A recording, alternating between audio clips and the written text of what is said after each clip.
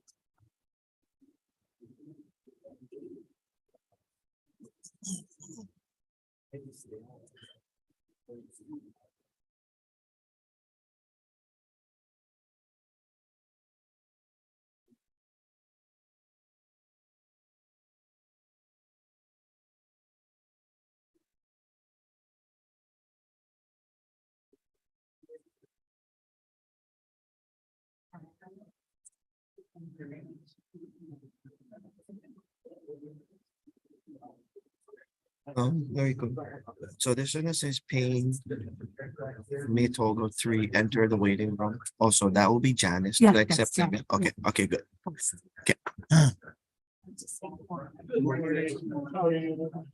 Thanks, it's for you. Fine. Been busy. Brother. Hey, boss. Good to see you. Good to see you. Good morning. Good morning.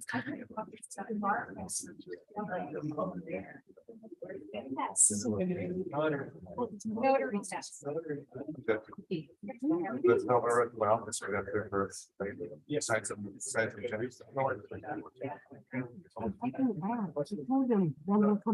I'm okay. Don't worry. Sure, boss. Yeah.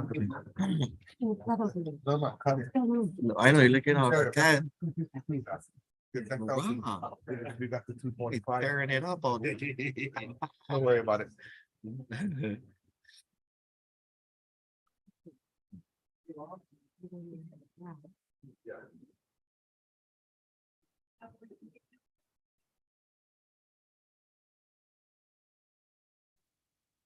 Yeah, it's just.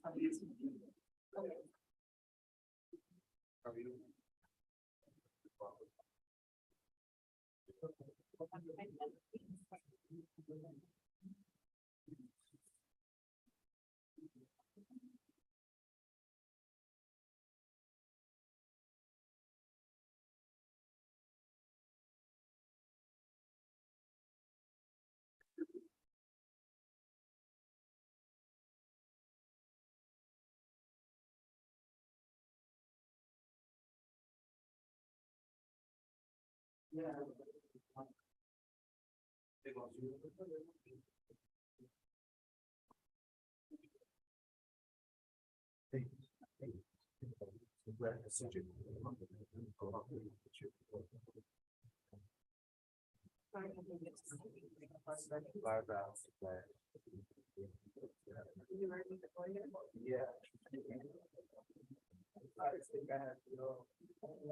I'll pass it on through.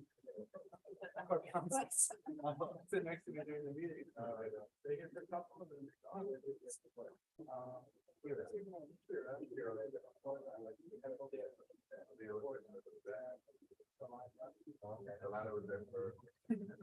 Before that.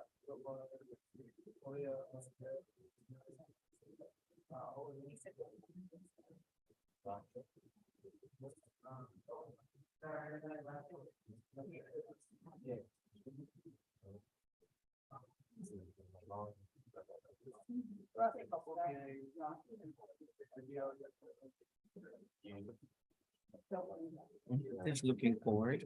Remember when we started and had the little screen of this on the side? Where that happens? Oh, the little one, once I get your presentation up. You can, there's gonna be options like this to minimize it or whatever else. Yep. You minimize it to the smallest it goes and then just shift it over Perfect. and out of the way. Okay, sounds good. Good, cool. That's all. Thanks, buddy. This Bob. Yeah. What's this? It made such a difference.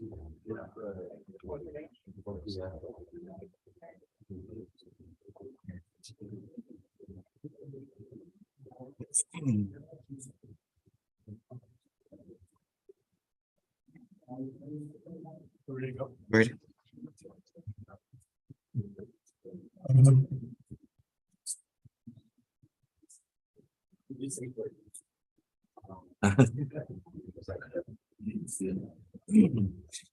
Hello? Yeah. The meeting of the Leeward Planning Commission will now come to order. Thursday, December 15th. It's 9:36 a.m. The meeting is being streamed live on YouTube. First step is introduction of the commissioners. Vice Chair Barbara Franco. You have to hit that little button. Sorry, this is a new space for all of us, so we're just getting used to it. We have our meetings a little. Good morning. Commissioner Zahida Knowles, Good morning. Commissioner Mahina Paishandor, Commissioner CJ Kanuha. Good morning. And we have Commissioner Mike Del Cruz, excused today. In the Corporation Counsel's office, we have Deputy Corporation Counsel Sinclair Solis Ferguson. Good morning. He's attorney for Planning Commission. Deputy Corporation Counsel G. Campbell. Morning. She's in the back. She's attorney for the Planning Department. Representing the Planning Department, we have Deputy Planning Director Jeff Darrow. Aloha. Representing the Department of Public Works Engineering Division, Melanie DeMello, Civil Engineer. Melanie is on Zoom, I believe. And also representing DPW, we have Bryce Harada, Civil Engineer, also on Zoom. County Planning Department staff today, we have Planning Program Manager Maya Jackson. She's outside, I believe. Yeah. Planner Jessica Andrews. Planner Christian K. Good morning. Planner Clinton Mercado. Aloha, good morning. And Clinton will be keeping time today for public testimony. Planner Miriam Palma. Morning. Commission Secretary Noriko Sauer. There we go. And then we have Janice Haka as the Zoom host in Hilo.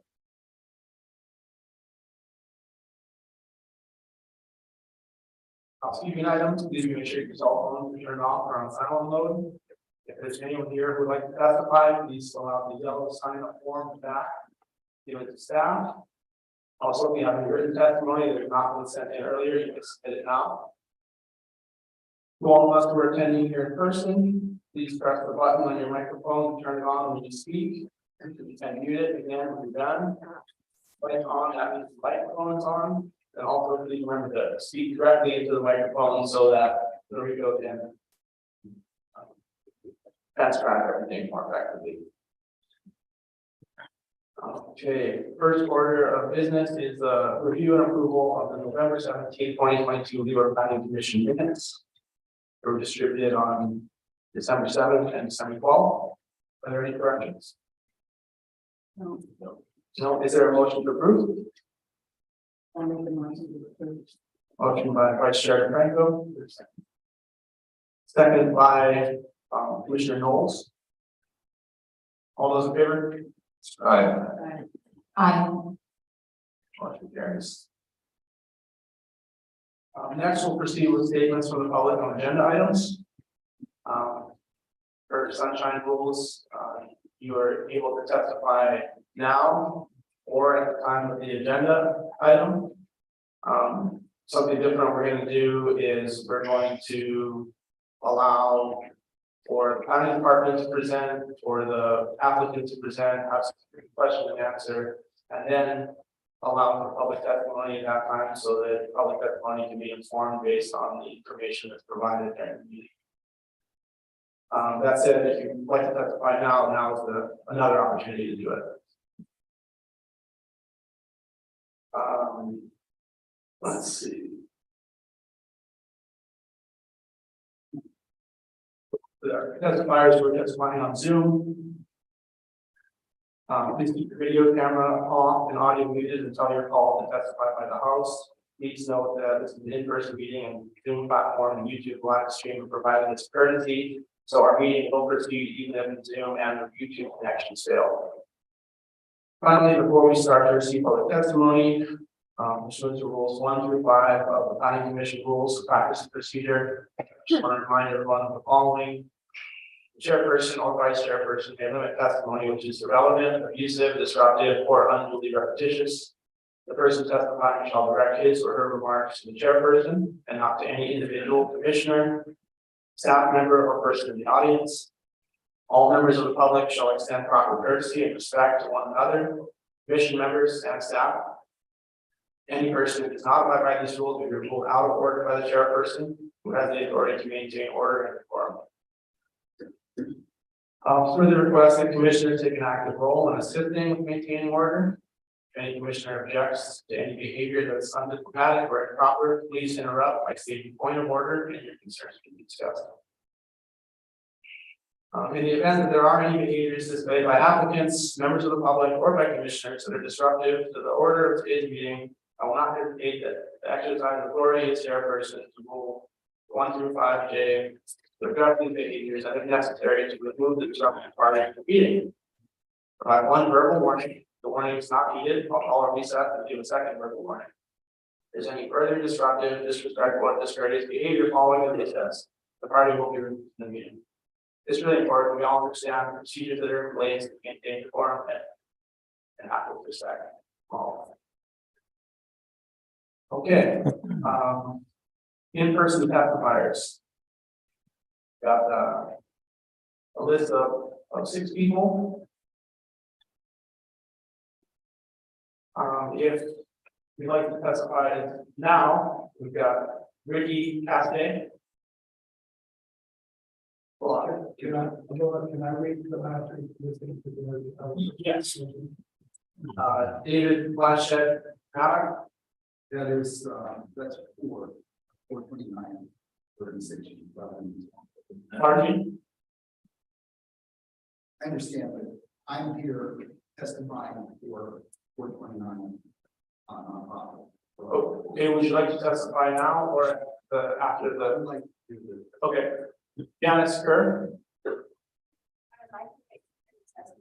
Wow. Okahui.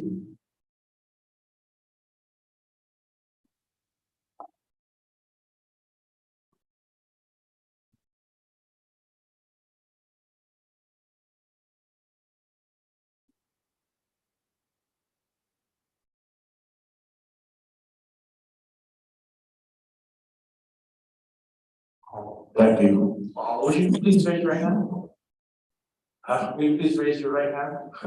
Yeah, thank you. Do you swear or affirm to tell the truth on the matter before the planning commission? Only the truth. Okay, will you please state your name and the town that you live in? My name is Okahui. I live in villages of Leeward, just above here in the Ahua of Kelake. Please proceed with your testimony. Okay. You have, and I presented you with my written testimony. Also adopted by my board, Leeward Community Development Corporation.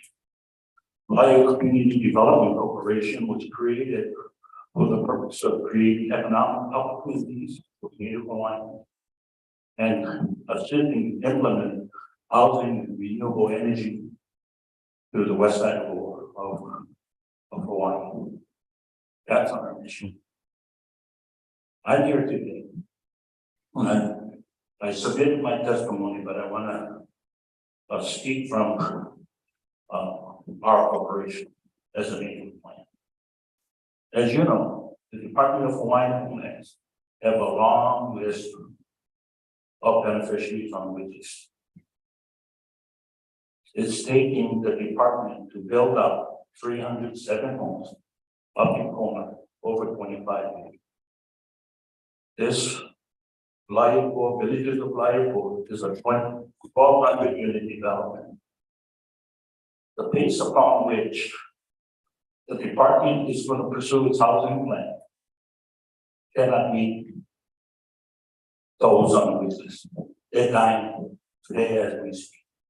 Second, when I hear about housing opportunities, I say yes. I'm here to support the change of zone amendment application. The RAC 2022, many zeros and three. But we're in support of this. In light of the department's, I wouldn't call it failure, but difficult task to bring housing to Native Hawaiian.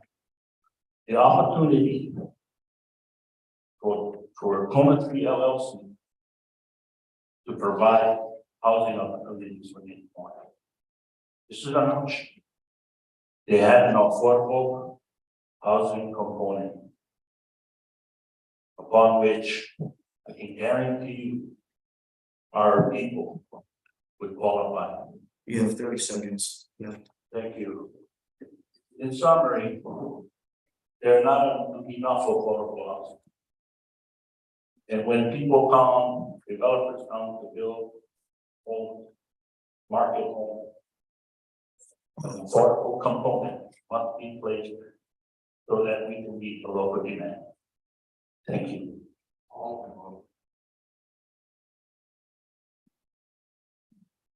Next on the list, we have Dean Al.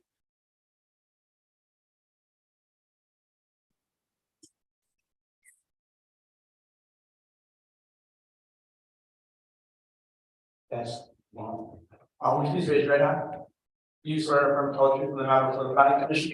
Yes, I do. Will you please state your name, town you live in, and proceed with your testimony? Good morning, commissioners. My name is Dean Ao, and I live in Waikoloa Village.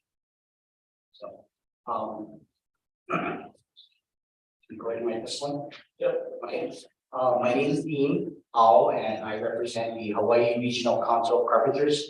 We represent 7,000 working families in the state of Hawaii, of which about 600 of our members and their working families live on this island. We advocate for livable wages that is that the contractor provides construction workers a fair wage with good and fair benefits.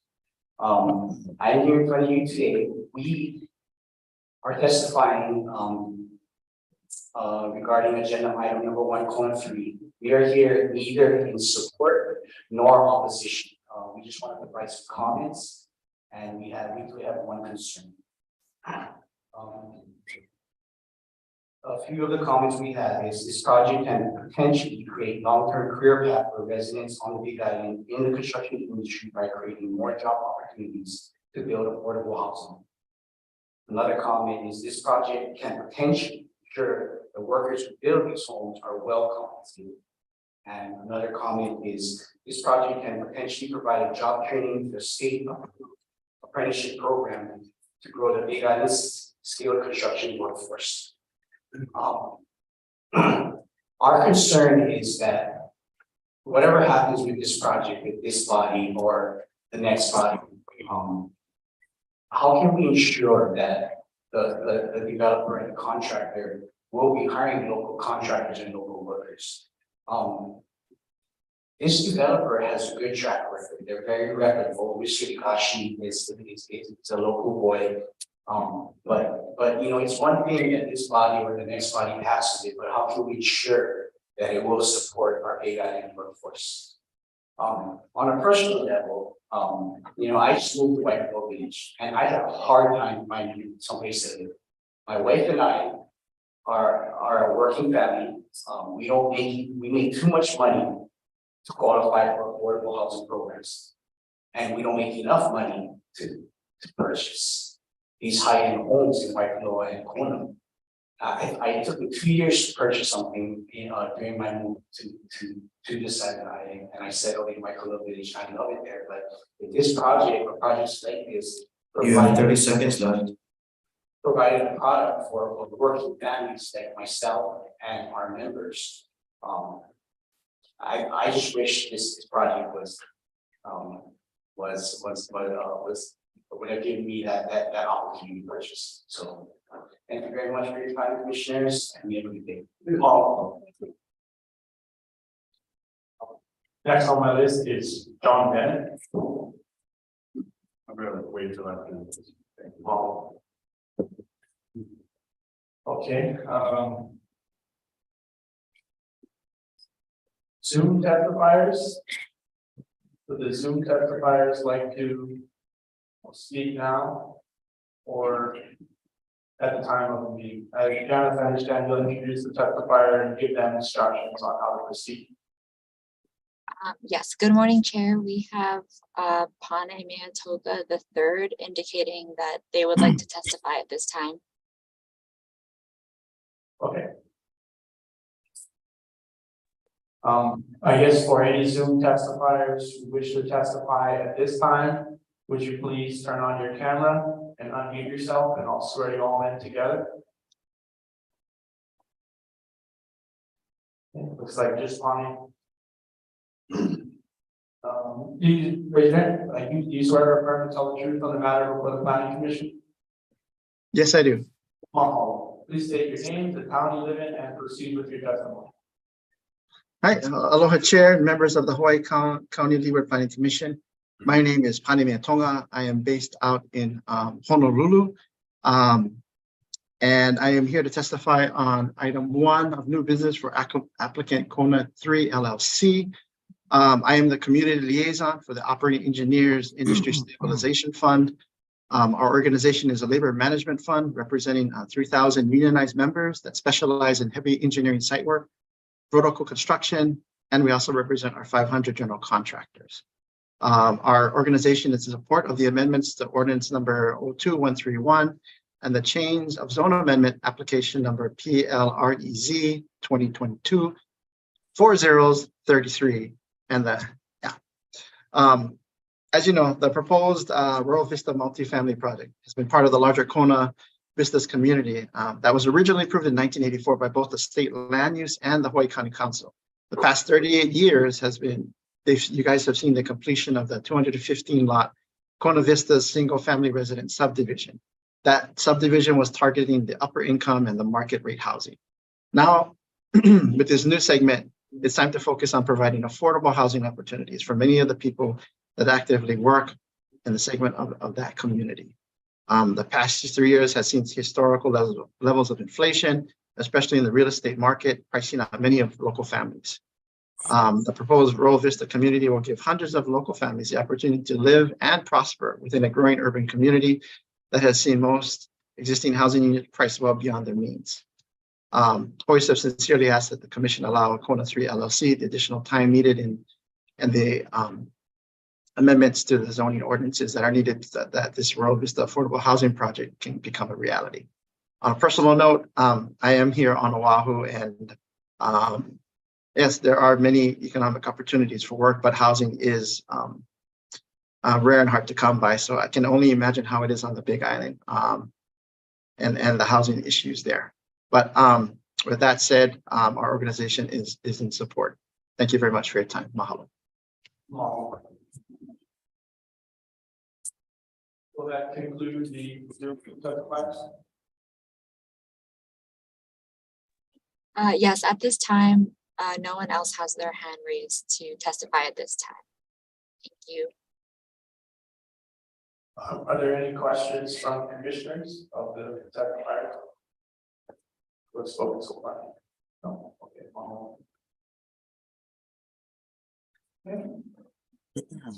Proceeding to new business. The applicant is Kona 3 LLC, PL-REZ 2022-000033. Application for a 10-year time extension Condition I, completing construction of first increment on RM zone lands.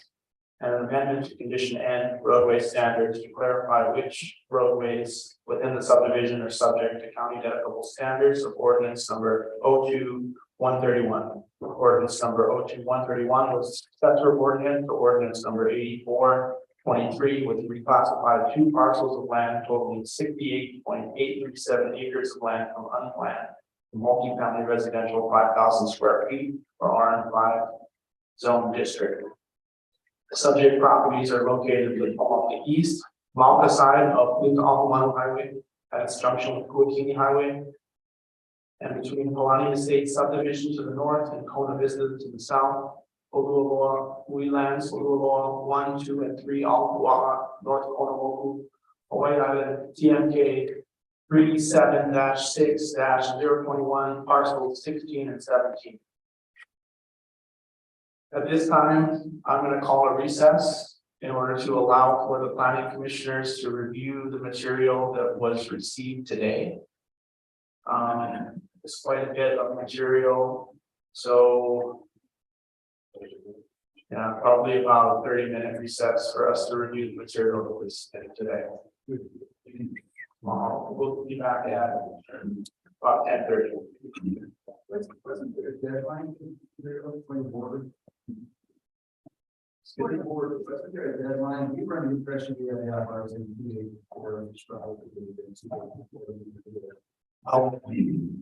Chris, I handle that question. Okay, thank you. I apologize that my back is facing you. There has been a recent change in state sunshine law, whereas in the past, we required written testimony to be submitted 2 days prior to the hearing. We can, that's fine. What happened now under the sunshine law is in the past, we would be able to get to our commissioners after that 2 days, anything that came in the interim. Because of the change in the state sunshine law, now anything that came in after that 2-day cutoff needs to be given at the time of the hearing. And so anything that's coming today needs to be reviewed at this point. Notice of procedural change.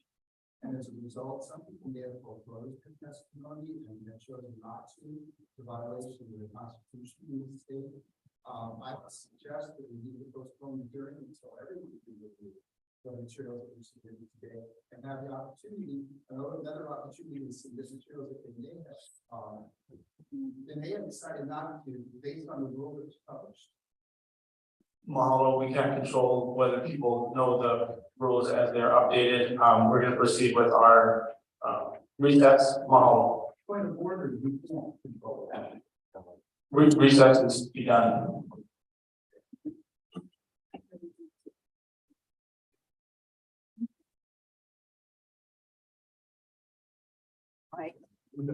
This region is in the or not.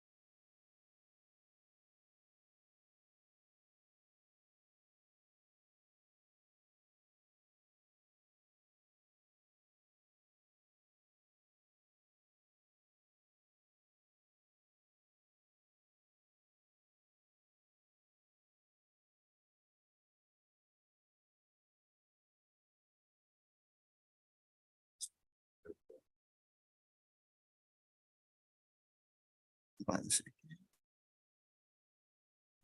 Share prison. There we go. Oh, for the. Okay. Thanks, bud. Let me know. I'll move it. Okay. I think it just here, Janice, but very bright. Oh. Janice, can you hear us now? Yes, I can hear you. Thank you.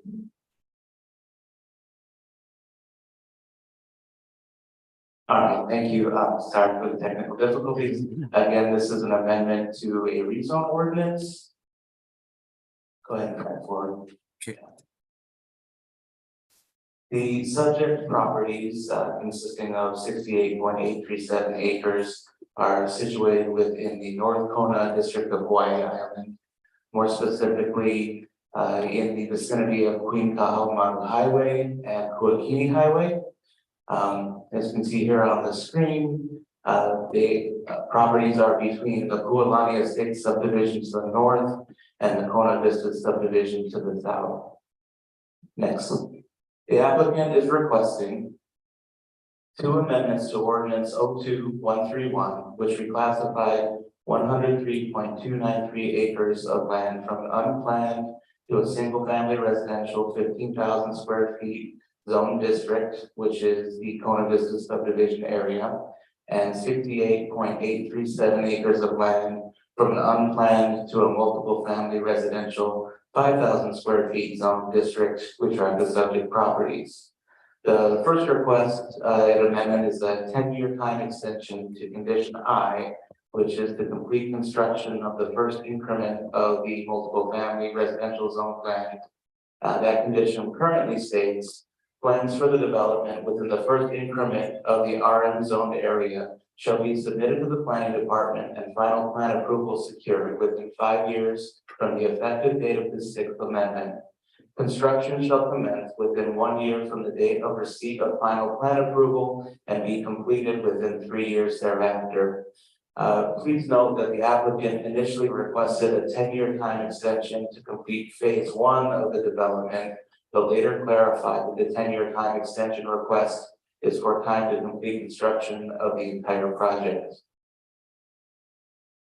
The applicant also requests to amend condition N, which is a roadway standards condition, as follows. So the material to be deleted is bracketed and struck through, the new material is underlined, and that indicates that the roadways and stub outs within the RM zone area, and this is to be added as shown on figure 3, conceptual building layout in the final environmental assessment Royal Vista housing project dated September 2021, shall be constructed at dedicable standards with curbs, gutters, and sidewalks, meeting with the approval of the Department of Public Works, and shall be dedicated to the County of Hawaii upon completion. Now, this next section is been requested to be deleted. Quinn, can you go back, please? And that is the strike through where it says where a roadway crosses a zone line, or if a zone line should divide a roadway, the curbs, gutters, and sidewalks shall be provided for the entire right of way and should continue to the nearest intersection in order to avoid telescoping and to provide consistent improvement. Next, please. The applicant's stated reasons for requests are upon securing land use entitlements in 1983, the then owner Gamrex Corporation and its development entity, Kona Vistas LLC, spent the next 23 years developing the initial phase of the development, consisting of approximately 103.293 acres of RS 15 zone lands into 215 single family residential lots known as the Kona Vista subdivision. The developer secured a series of time extensions on the initial ordinance, which covered both the Kona Vista subdivision lands and the subject properties totaling 68.837 acres. The last amendment occurred in 2002, which granted a time extension until November 27, 2007 to secure final plan approval for the first phase of the multiple family residential component within the RM5 zone area, with its planned completion no later than November 27, 2011. After substantial completion of the Kona Vista subdivision, the owner lost interest or the ability to complete the multiple family component of the development and sold their remaining land holdings to two Hawaii-based development entities, KB3 LLC and Kona 3 LLC, who was the applicant in this case in 2015. Upon purchasing the properties, the applicant has made a significant financial and time commitment to complete requirements for the ordinance, as well as to perform additional soft work necessary to update and align various studies and previous obligations of the original landowner to be able to request additional time to develop the project site as originally envisioned by the State Land Use Commission and the County Council when the original entitlements were granted. Furthermore, as the ordinance was stale prior to their acquisition of the properties, the applicant needed to address many supporting project-related elements to ensure that the amendment request is consistent with the original reasons for granting the land use entitlements, conforms to the current land use policies, and addresses project-related impacts in a responsible manner. These soft work elements include working with the County Department of Public Works and Federal Emergency Management Agency to address the management, design, and planning implementation of improvement to both the Horseshoe Bend and Holualoa drainage ways, bisecting and bordering the project site. Submitting two previous ordinance amendment requests to the Planning Department that were ultimately returned for additional information. Updating archaeological, cultural impacts, biological in the form of floral and faunal studies, drainage and traffic impact studies that would inform the development of an environmental assessment for the Royal Vistas project, preparing the final environmental assessment and securing a finding of no significant impact for the project, and working with stakeholders to develop a proposed access and roadway system to best address anticipated traffic volumes and movements generated by the proposed project while meeting the requirements of the Kona Community Development Plan. The additional reasons for the request are the applicant worked with the Office of Housing and Community Development to satisfy affordable housing obligations for both the existing 215 unit Kona Vista subdivision, as well as for the proposed 450 unit Royal Vistas multiple family residential projects, and submitting a third amendment request that is the subject of this hearing today. And so that's those are the stated reasons for the time extension request. Next are the stated reasons for the amendment to condition N. And so that condition currently requires that roadways and step outs within the multiple family residential zone lands be built to county dedicable standards.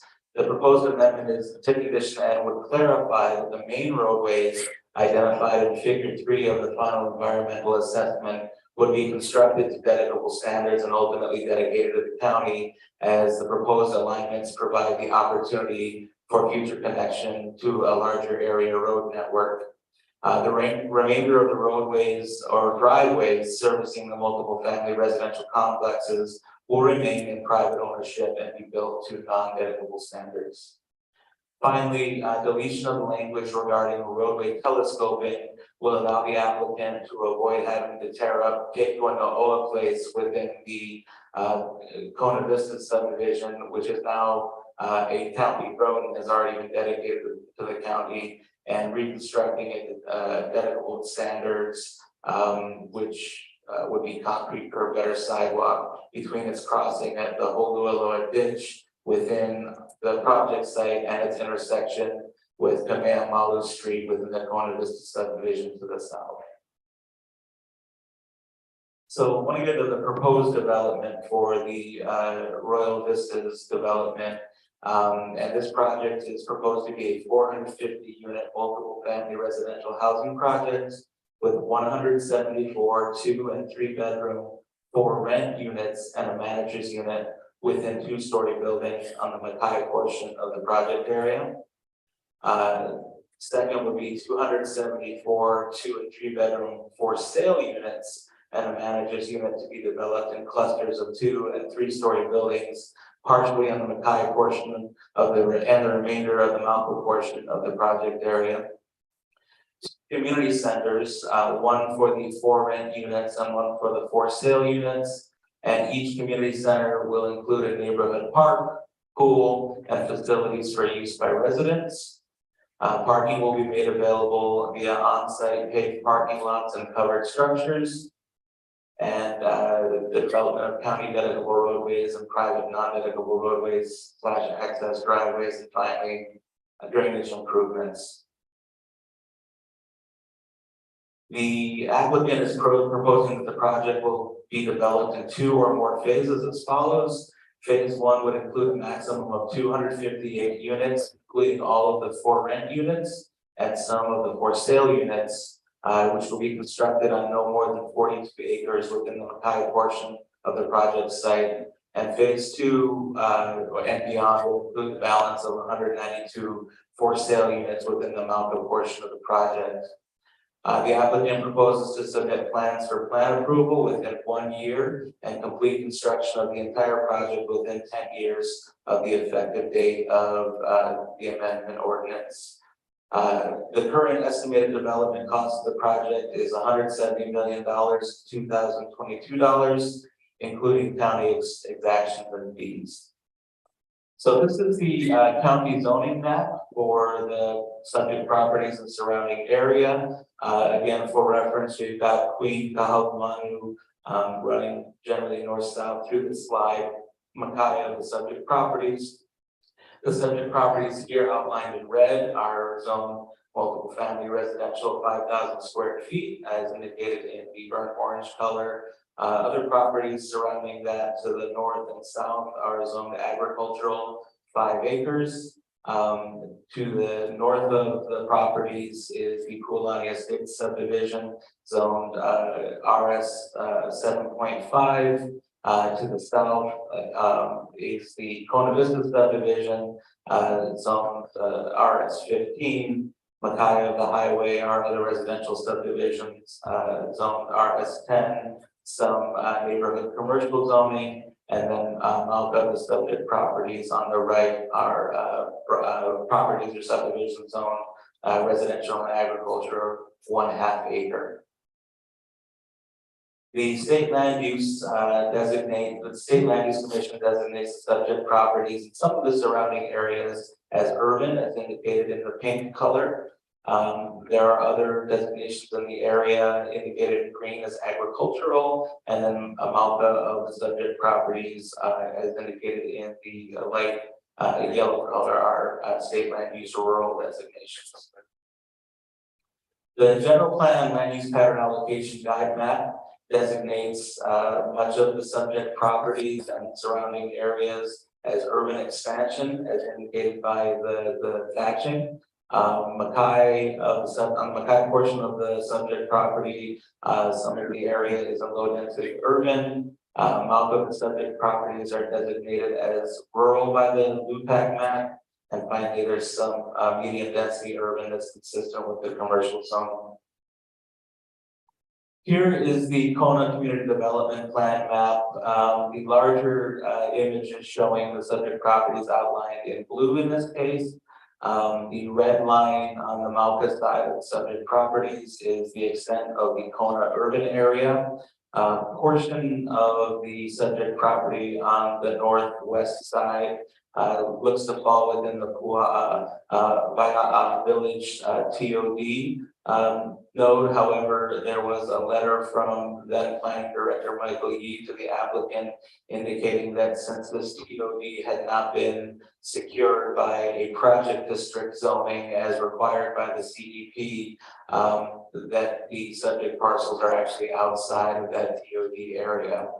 The smaller image on the bottom left is the official transportation network map of the Nani Kailua area. The subject properties in this case are indicated in kind of pink shading. And what I wanted to point out here, and I apologize, I don't have a pointer with me that will work, but are the roadway connections between roadways within the Kona Vista subdivision and roadways within the Pualani Estate subdivision as recommended by the Kona Community Development Plan And as you see in the next slide, which is going to be the proposed layout, the applicant is proposing to develop those roadway alignments within the subject properties. And in the case of the connection at Oa Place actually connects into the Kona Vista subdivision. So please, next slide. Here's the applicant's proposed site plan. For reference, we've got Queen Colorado Highway running on north-south on the left side of the slide. The applicant is proposing to construct a new access at the highway, the Royal Vista Roadway, as indicated in our reports, and that's at the upper left-hand side. That roadway will continue Malka to the alignment of the roadway connection that I mentioned before between Leilani Street within the Royal Vista, pardon me, the Kona Vista subdivision, and Ho'omama Street within the Kulani Estate subdivision. And then from there, another Malcolm Mackay section connecting to the Kekuna Oa Street extension. Just by way of reference, as I showed in the previous maps where there was Ag 5 zoning and agricultural state land use designation, there are two intervening parcels to both the north and south of these subject properties that are privately owned, not owned by the applicants. So with the exception of the Kekuna Place connection to the south, the other connections as indicated or required by the Kona CDP cannot be made fully through until those intervening parcels are developed. Further, Malka, it's just showing the layout of the multiple family for rent and for some of the for sale units. You see that you've also got the parks and community centers that are indicated, as well as the roadway layout shows where you see a purple and blue. These are to be the segments of the roadway that are to be built to dedicable standards and dedicated to the county. The remainder of the segments are driveways that will be built to private standards and be kept in private ownership. Other indications on this are the applicant's proposed drainage solution. You see a swale running on the north side of the property from the Malka to Mackay. This is just proposed at this point. It's not set in stone. And I will note that on this image, it shows the purple roadway segments to be developed within phase 1, and then the blue roadway segment, which is that Kekuna Oa Place connection, to be developed in phase 2. That was initially proposed by the applicant, but based on comments from the Department of Public Works Traffic Division and DOT, the applicant has represented that they will shift that connection into phase 1 of the development. So there will be 2 access points into the project, one from the highway and one from Kekuna Oa Place through Kona Vista subdivision that will ultimately connect to Lago Street to the south. Next slide, please. Here are 2 aerial photographs of the subject property and surrounding areas. The one on the top left is a zoomed out image just showing the subject properties outlined in red, and the surrounding areas, again, multiple residential subdivisions in the vicinity. And then you've got zoomed in image on the bottom right, again, just showing what it looks like a little bit closer. This image, I believe, was an aerial image taken in 2019, which is the most recent clear image that I could find. But again, you've got Kulani Estates subdivision to the north and the Kona Vista subdivision to the south. And again, those intervening parcels that I mentioned earlier, which have not been developed yet. Next, please. Here's some site photographs. The upper left is a view of Queen Kahalumano Highway, pardon me, not street, looking north. And the subject property is on the right hand side. The bottom right is a view of Queen Kahalumano Highway, looking south. And on the left hand side is roughly the location of where the new proposed roadway connection to the highway would be. Next, please. And here on the upper left is a view into the project site from Cape Oa Place, looking north, and this is from Cape Oa Place within the Kona Vista subdivision. As you can see, that section of the roadway has been developed on the Mackay side with residences and it dead ends right now at the property line. And on the bottom right, here's a view into the project site from Queen Colorado Highway, again, roughly in the area of the new proposed connection to the highway. So the deputy director is recommending that the planning commission forward a favorable recommendation to the county council for amendments to ordinance number 02131. I will point out there's been some testimony indicating concern over a conflict of interest, as our planning director previously represented the applicants in a 2019 amendment application. Pursuant to our ethics requirements, the deputy planning director has been the only person within our department working with staff on this.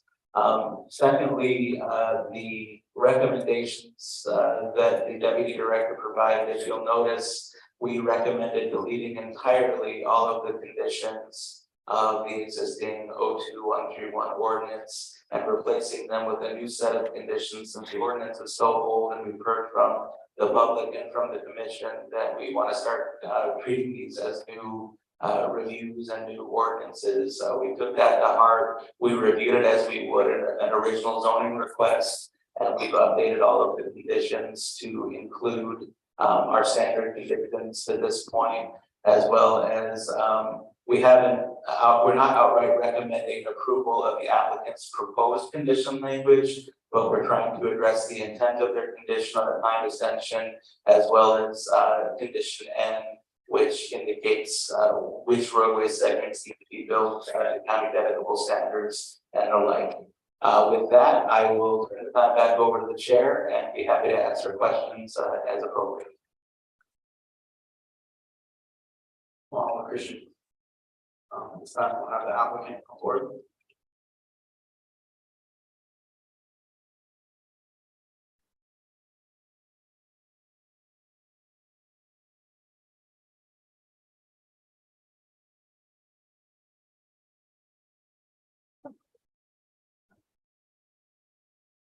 Would you please raise your right hand?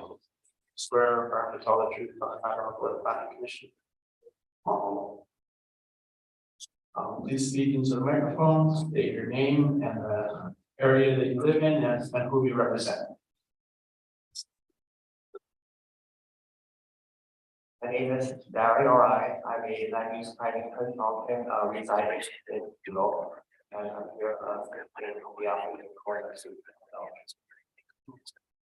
My name is Michael Matsukawa. I reside in Kawawa, South Florida.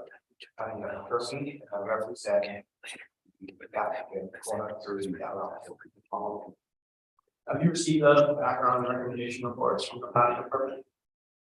Yes, we have, and the reports and the recommendation for shared with the applicant. And you agree with the proposed conditions? The applicant does agree to the conditions.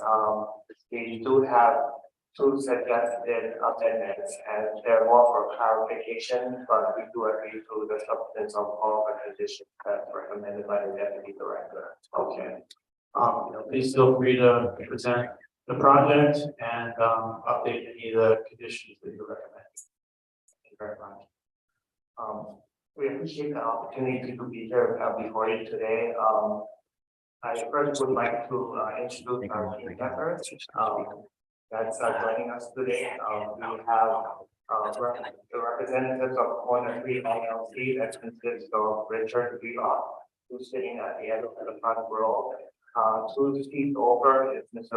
Robert Williams. And a third and unfortunately missing member of Corner 3 LLC is Roland Higashi, who was not able to join us today as he's not feeling well. As far as the remainder of the team, we do have, and I'll start from the the right side of the room facing you is Mr. Glenn Escott, archaeologist. And then we have behind me is Mr. David Miyazaki, with SSFM, and he can speak to, traffic related, concern. And, on, Zoom, we have Mr. Ron Terry, who is, can speak to biological, if, like, commercially biological information should they request. Hopefully I didn't miss anyone. As far as, and we do appreciate a very thorough, presentation by the planning department. So I don't think we can add any more as far as the details, but we've gone through the conditions of approval, and there are two conditions in particular that we just wanted to see if we could add some clarifying language. One of them is condition J, that speaks to drainage and runoff. Hold on 1 second, let's give us a chance to pull it up. Sure.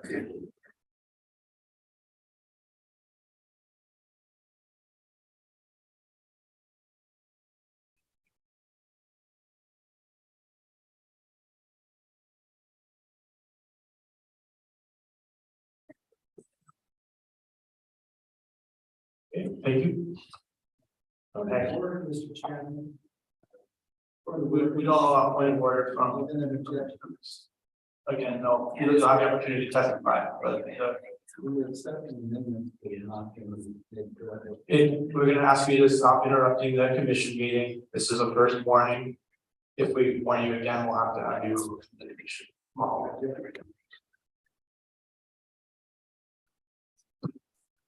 Thank you very much. What was that? Yes. What's it going to? Okay, stop. You go through the.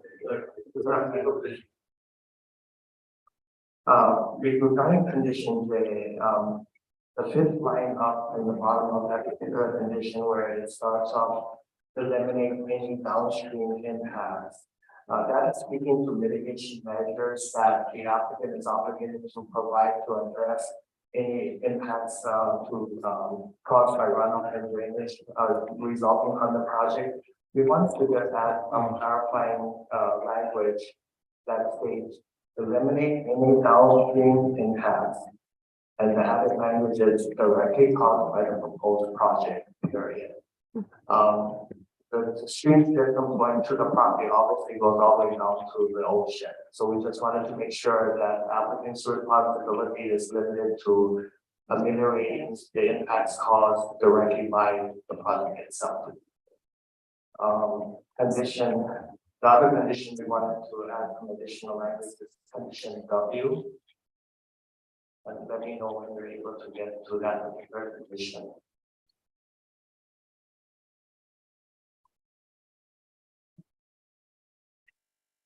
This condition speaks to affordable housing and obligation of the applicant to satisfy its affordable housing obligation as defined by the State Land Use Commission's decision and order. The third line up, it begins order is amended. We wanted to add the following statement: for a declaratory ruling is issued by the State Land Use Commission. The reason for that added language is that the applicant is compelled to provide 10% of affordable housing on site.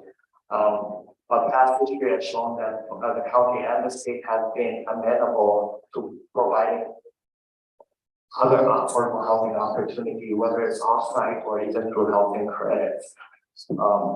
In this particular case, we would like the flexibility that should we ask for clarity through a declaratory ruling from the state that whether additional affordable satisfaction of affordable housing can be accomplished by other means, they would like that opportunity to do so. But in the end, ultimately, it's what the State Land Use Commission determines as satisfactory in satisfying their housing obligations. So those are the only two clarifying amendments that we would like to offer at this time. I'm sorry, Chair, can I just ask him to repeat the proposed change to this one more time? I just want to hear it. it be best if I just read the whole sentence? Just read that, Okay, sure. where you would make the proposed change in condition W. It will be the third line up on the bottom of the condition, with the sentence beginning order is amended.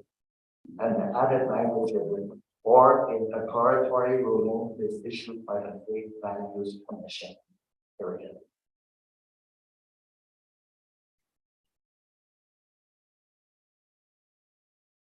So that concludes our suggested changes to the condition of approval that we would appreciate. If the chair will allow, I would like to turn the floor over to Mr. Matsukawa at this time. Thank you. Good morning. Again, my name is Michael Matsukawa, and I'm a resident of Kona, and an attorney who has been involved in public interest cases for many years. I was on the steering committee for the Kona CP.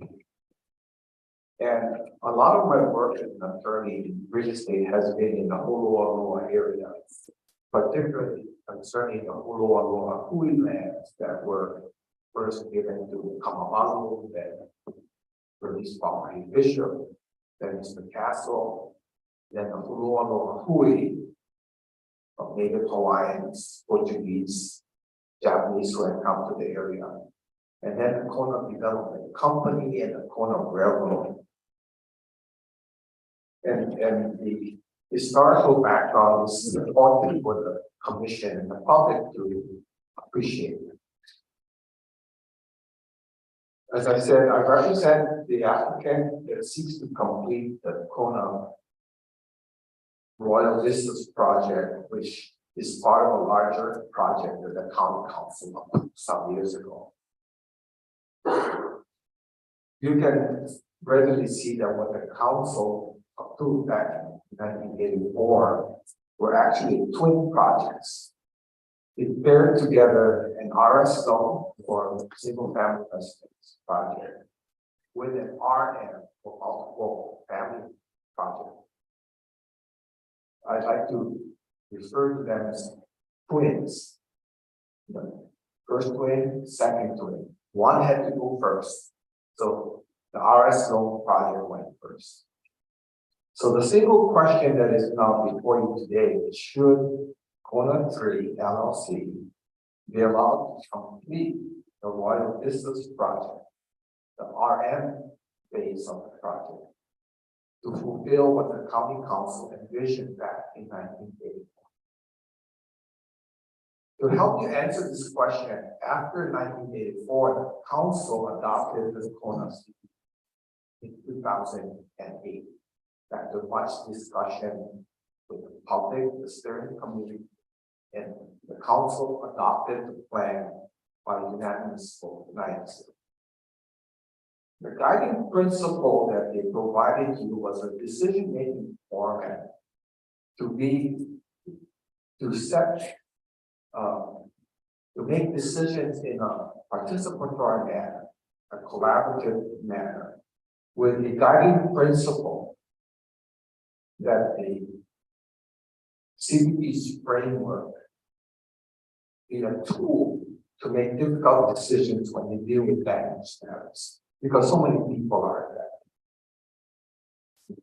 So when the Kona 3 LLC purchased that land in question, they immediately started to do studies, as you saw in the presentation, to validate and confirm that the county council's initial decision to rezone the land continued to be proper, meaningful, and consistent with all applicable laws.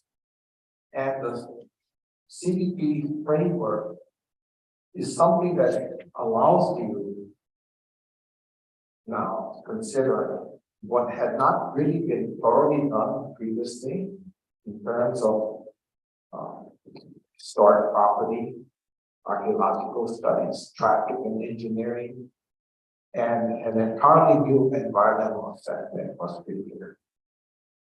The public and government agencies were invited to participate in our assessment process. You can see from the hundreds of pages before you that there was a lot of discussion with the public, with government agencies, and with various studies made by various experts. The most important thing I think for you to know is that nobody, although there was a robust participation in the environmental assessment process and the conclusion and acceptance, no one filed an appeal. There is a process appeal a final environmental assessment, whether it's legally, factually adequate. The importance of that is that the assessment, which is on appeal and contains a lot of information, can be deemed to be adequate and, most important, reliable and authoritative. Column 3, as Mr. O'Reilly stated, is prepared to satisfy the new conditions that the staff is recommended. One thing that the applicant cannot do is that in the Kona CBP, the county council wanted to see the traffic issue addressed. The council presented several, not alternatives, but several directives. And the traffic impact report refers to those steps that need to be done. And it requires effort of not just state and government agencies, but community leaders need to also weigh in to make sure that these directives are carried out. That was the directive that the council put into CBP language.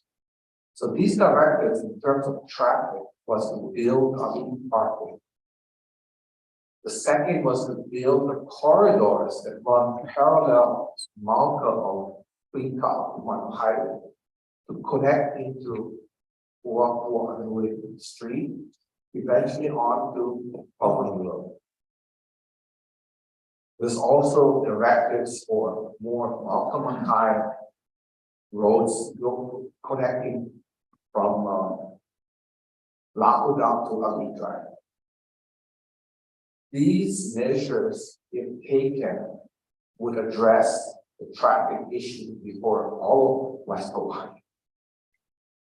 Needless to say, the only one that has been carried out since 2008 is the bypass roads on E Drive to Napo Road in South Florida. Unfortunately,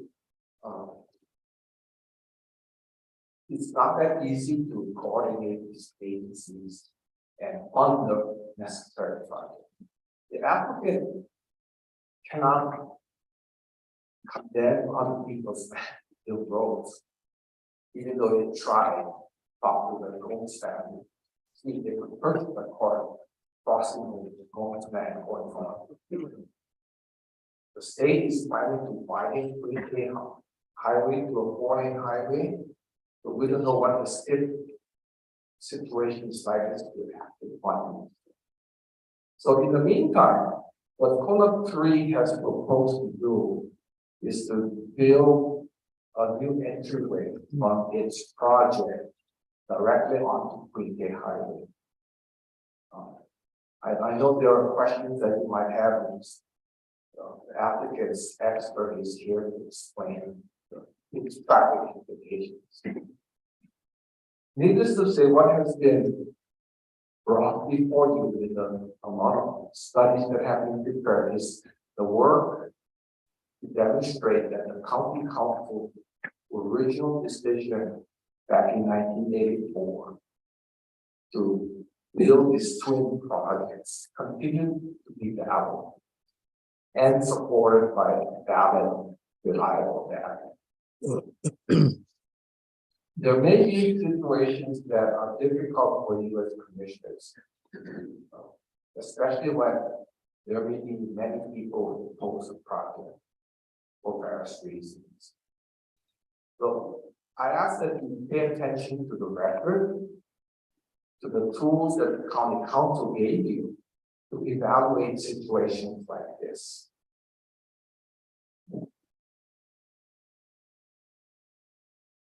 the county council in the CDP ordinance asked decision makers like we, as commissioners, to know that the county wants a wide variety of housing opportunities in the urban area of North Point. Something that's close to work and that's affordable that can meet the needs of people like school teachers, firemen, working families like Mr. Al testified earlier today. They're working couples, but yet they can't afford to purchase a home. The applicant proposes to do just that and ask that we grant their consent. All right, thank you.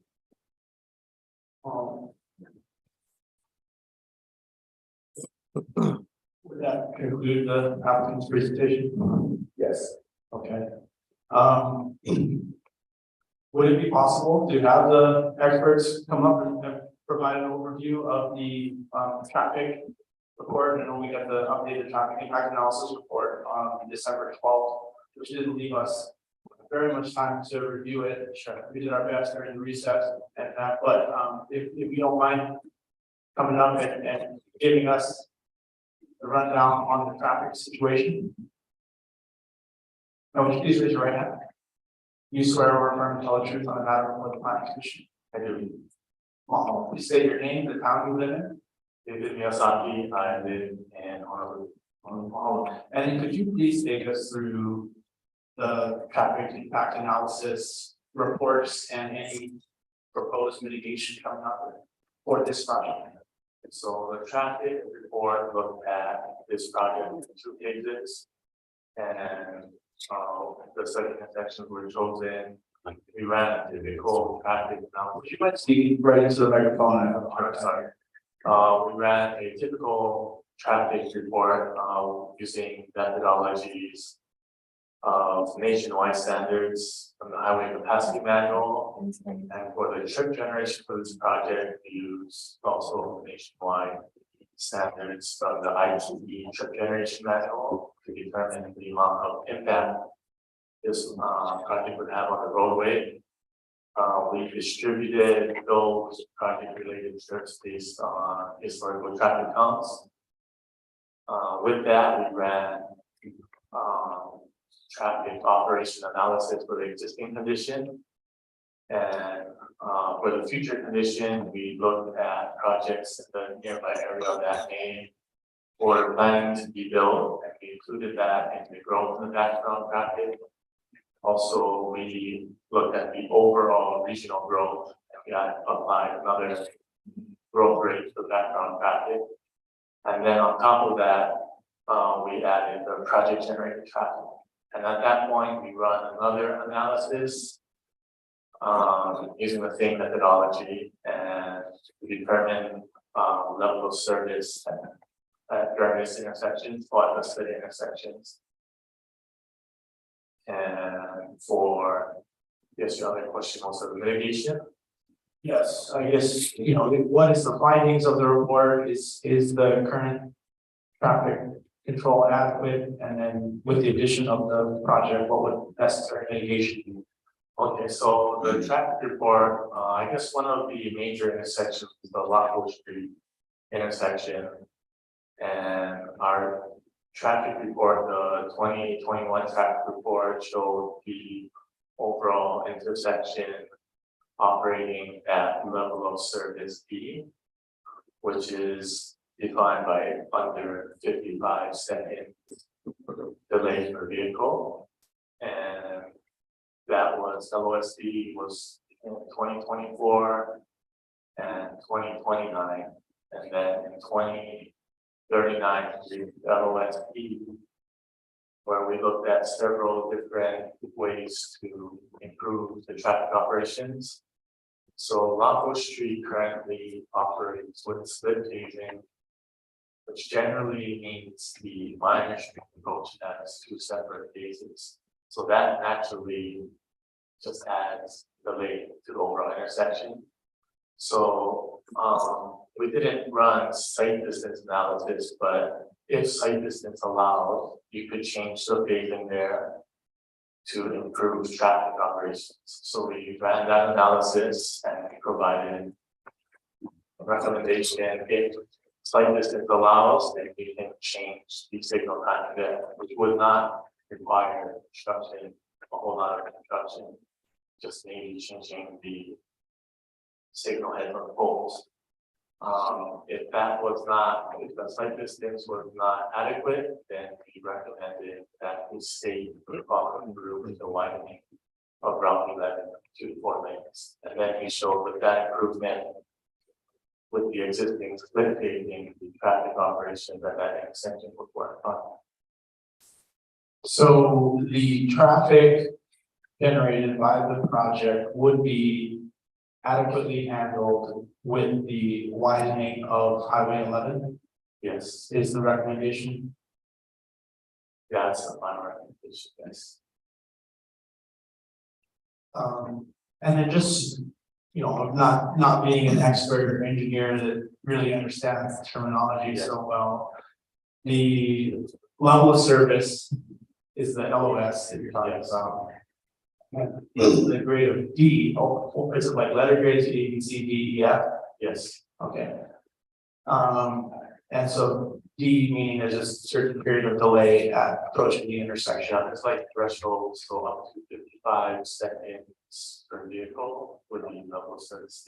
And so is it measured by counters or something that is at the intersection, or do you have someone sitting there? For the existing traffic counts, we have people counting during the AM peak hour and the midday peak hour, and then we look at that duration, and we look at the highest 1 hour volume. So we're trying to analyze the worst possible condition at the AM, the worst possible condition at the PM, and that's the analysis to provide. So there is, that you're studying a larger period of time.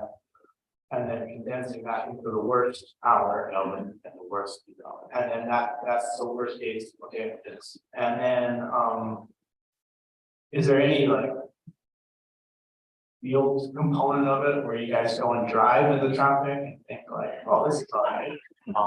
Yeah, so we can take photos, and when we come in a second, we actually have a video recording of the intersection. So we can see the intersection, and every traffic report we do is field visit. To look at traffic operations. Is that a component of the review where you spend time driving in it? Do you think like, oh, this is acceptable, or we, Yeah, but I think, is it just numbers? I think for someone to think it's okay and someone to think it's not okay, it's entirely different. Not if you start to like, I might not be in a rush, I might think it's okay, you might be in a hurry. It's not okay. Very much, it's very subjective thing. I'm just, you know, as an engineer perspective, you guys study traffic. Yeah, Is if it, there one basic off of a nationwide standard and a lot of use it and then provide the letter. okay, allowed to ask Um, what's please? not at this time. You'll be able to publicly testify and say whatever you like, including asking questions at that time. Are there any other questions from the commissioners about traffic? Yeah. So the study done, you know, I know it deals with this project, of course, thank you. But if you were to look at the timing of these lights right now for the traffic that we have, is it just adjusting some of the signal lights that block the street would change our traffic flow now? Adjusting signal timing could help. I'm not sure what it's like now. I mean, traffic is always changing. If you keep the same traffic signal now from 10 years ago, it might be updated. Thank you. Okay, would it be possible to have the archaeological consultant come forward and give us some background on the history and the cultural context, as well as the discussion relating to the state-owned trail being identified as potentially within the project area by an all. Good morning, thank you. My name is Glenn Escott. I'm the. I swear you in, thanks Glenn. You swear or affirm to tell the truth on the matter before the commission. Please proceed. So my name is Glenn Escott. I'm the project director for archaeological project for scientific consultant services here on the Big Island. This particular project area has been studied several times. Cultural Surveys Hawaii was out there. They did an initial study in 1984, and then they did some additional mapping and recording of sites down on the Mackay portion, and that was submitted to Shifty in 1992. And then 2007, there was a letter report, had additional information. I don't believe that was ever approved, that particular letter. There's no approval letter for it. So then we went out there. We were hired to go out and do an assessment on the work that CSH had done. So that was done, I think that was maybe 2019, we went out and we relocated the sites or locations of sites that CSH had worked at. There's been a lot of bulldozing before CSH went out there, as mentioned in the report, because it's used for ranching for quite a long time.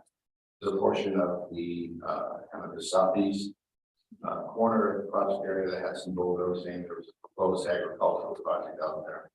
So the CSH noted that there had been some ground service out there.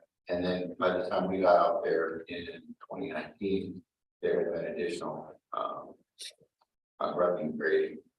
And then we submitted that assessment report to Shifty. Shifty requested that we do resurvey, so complete AIS. So we did go out and do that work. That work was done, the report was approved in 2021. So basically, CSH had identified all of the sites out there, except they hadn't given a site number or feature numbers to the ranch walls, which are historic features, and also the railroad berm that still exists out there. So we did that. We did find a rock that looks like it may have had a petroglyph, just a loose rock. It's not associated with a site. We gave it a site number. It's associated, but it was a petroglyph. So we know the area's been used for a long time for ranching. There was some agriculture out there. The northeast kind of mountain side is still got some. I think there's some coffee features out there. There was coffee shed. So it kind of obscures whatever may have been out there prior to that. We did do subsurface testing, and a couple of sites are pre-contact, regulated pre-contact areas, sites. So that's what we know. We knew initially. So we did do a map study.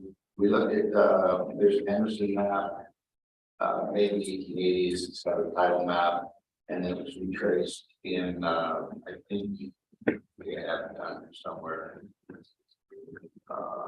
Let's see. Yeah, it was retraced. It's registered map 1280, but it was remapped. It was retraced in 1926. We looked at the original Blue 1 and 2 boundary survey that was done by Alexander in 1855, and there's a later map by Hockey in 1952. And then after that, we had the comments from the EIS that came in, and there was a question whether or not there was a Blue, because there was a Blue slag that was possible Blue slag that was up near the Blue Inn, and there's a report by Lex court case for that particular site. So that was reported by Reckman as a historic trail, so it does have a site number, but it ends quite a ways out of this project area. And then Would it be possible to pull up the map, so that? Yes, thank you. That would be the best map, Glenn, you think would be in the AIS? Or no, I have another letter report that I wrote. Is at that point I wanted to do research on it and write it up, and that was yeah, it was a letter that I wrote in November of 2019. But if you look at Jackson's attachments is figures, you could look at the 1928 strip map, that's exhibit C. Or, yeah, and those are the trails that are highlighted in blue. So if you look at the northernmost blue line, from Walleye Road to Is it D, C, C or D? C. C. You show the letter. Do we have the ability to show the letter? No, LA. So unfortunately, we just received it and we don't have it digital. We're not able to show it on. Yeah, I have it as I'm sorry about that. So looking at exhibits D, which is the trail that Okay, so we're studying by reference? there are two blue lines, one to the south, one to the north. The shorter one to the north. The trail site that is reported in the 2013 AIS runs from Walleye Road to Lower, so the upper road. And that's actually the site. And then it kind of ends there, so that's a double walled trail site, and it was been accepted, and there was a court case about it.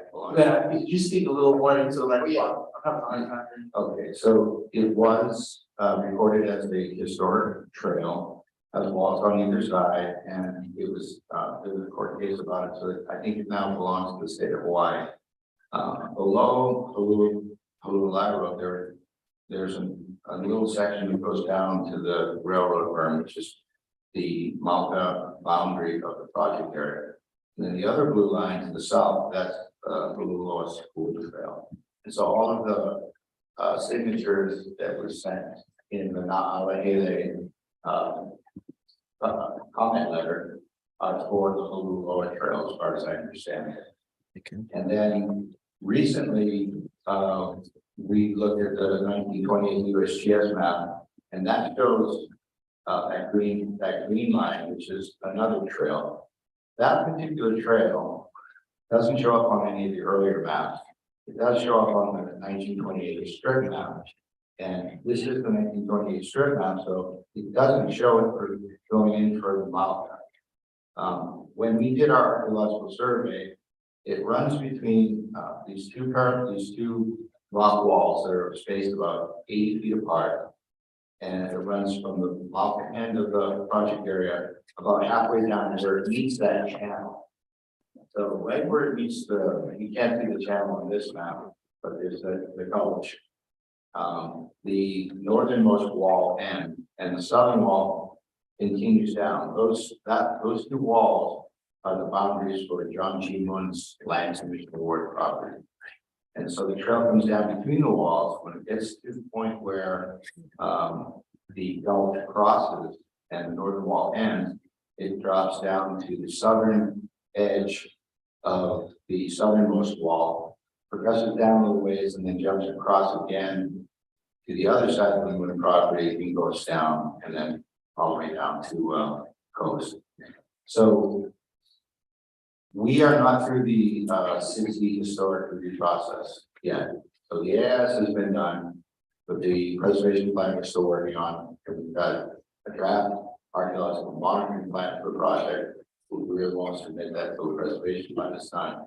So I did a project south, or not south, but Makai of this project, and looked at the 1928 map again and realized, yeah, it needs a state site number. So it will get a state site number, and that, so we became aware of that. That was the end of September this year, a couple months ago. So we're in consultation with Shifty, so we will consult on the trail that goes down through the current project area and work with Jackson to through the 60 process. So that they can tell us what their determination is, whether it needs the land needs to be preserved. You know, Jackson needs to do more research on whether or not it predates the Hawaii Highways Act of 1892 or, but either way, and we discussed it, I discussed it with the property owners, so they're aware of it. And we'll work through it and get that call. Right. What's the timeline on that update? Well, probably get the consultation completed in the next 2 or 3 months and have a good idea of what direction what direction to give it, what their recommendations are. Since they make the final decision anyway, then they'll be the ones to tell us. So if they tell us that, well, that trail alignment should be preserved, then it needs to be preserved. So in summary, we've got potential for the non-LA Trails Act trail within the project area that is so far undocumented. Yeah, I would say it's not part of an improved report yet, yes.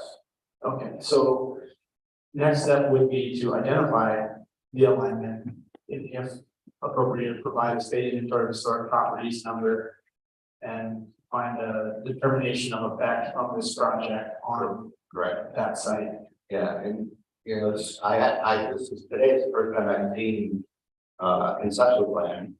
So, you know, from my perspective in the beginning, I guess they're not really that far along. So for me, it's the archaeology. We need to look at what it is. And then, of course, at some point, when you get close to the permitting, we get a conceptual plan, and then Shifty needs to see that, because that decides what the impact, potential impacts are going to be to the historic projects. And it does look like. If I pause you for a second, sure. So today was the first time you've seen the conceptual plan of development. I think so, yeah, because I don't know that they're that far ahead yet. So SDS prepared the determination of effect for these sites. Yeah, okay, so for not the preservation. I'm plan. sorry, but could you just lean in a Yeah, little bit more? Sorry. Yeah, so the idea was when the AIS was turned in, that there was going to be a residential development. So that would give Shifty and us an idea of the potential impacts, but not for something that needs to be preserved. So for the railroad firm, of course, that needs to be preserved. So we knew that it would be preserved, and then the petroglyph that would be preserved as well. Would it be possible to pull up the master plan? And so maybe when you could show us where the preservation sites are, the burial sites, the trail relative to the proposed master plan for the project. So can I just step up there and point to this? That'd be awesome, thank you.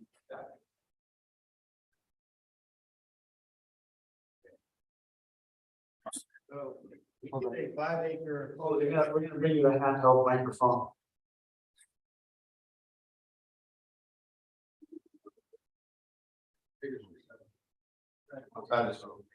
That's a little taller though.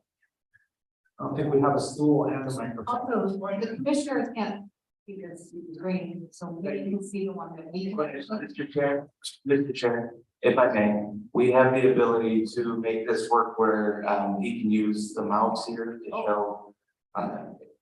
Perfect. Even better. Try that, Christian. Yeah. Is it working? Excellent. Okay. You see it on both? Technology is great. Technology. We got you. Yeah.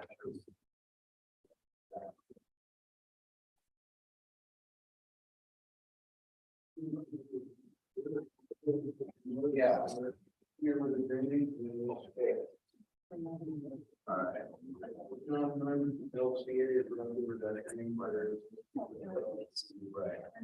Okay, so here's the drainage coming down. This is the area where the John G. Moon LCA double walls, and these are spaced about 80 feet apart, so. Comes in right along here somewhere. And then at this bend, the northern wall stops. The trail is still within the two walls. And then it drops down, the trail drops down this way and then crosses back over. And then it comes down this way, kind of through here. And it's roughly exits the property, maybe just south of the this shown access road. So that's the trail. There's a petroglyph down here in this area midstream. And there was a burial, and I'll just be general about it, but it's up in this area. So those are and of course the railroad firm along So the master plan doesn't show the proposed buffers for historic sites on it. No, this is preservation plan. Although the barrel treatment plan has been established, Right. but we don't grant it until that public soil location is. But the preservation plan hasn't been approved, so we're not showing buffers until the yeah, we won't know for sure what the buffers are gonna be until it's 50. But generally, for the preservation, you know, we do like a 30-foot buffer. So it's a 30-foot buffer on each side, or just a 30? Yeah, well, for the railroad berm, it'll just be on the high side. And then, for the petroglyph, we're still trying to work out, you know, where, since the was rock, whether it's not associated with the site, it could be put within the buffer here, or we could do a buffer down below, but we're thinking it might be safer up top. Was it? Might be safer up top, you know, if we move it, put it at the base of the berm, or find a spot for it, we just don't want it to disappear. Yeah. Okay. Are there any Thanks, buddy. more questions from commissioners? Archaeological or cultural sites. And Glenn has also prepared the cultural impact assessment that was included as part of the environmental assessment. So if there are questions on archaeological or cultural resources, Glenn first to answer them. Thank you. Thank you.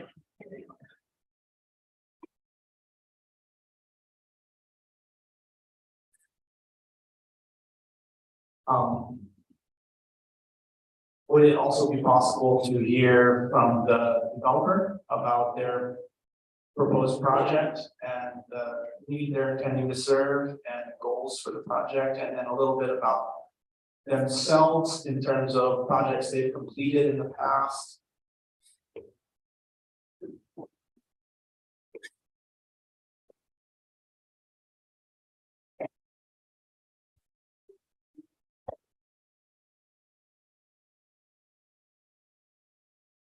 Okay, yes, please. Right now, do you swear or affirm to tell the truth on the matter before the planning commission? Very good. Please state your name, the town you live in. Robert Williams. I live in Onamea, Alosa. Richard Wheeler, Honolulu.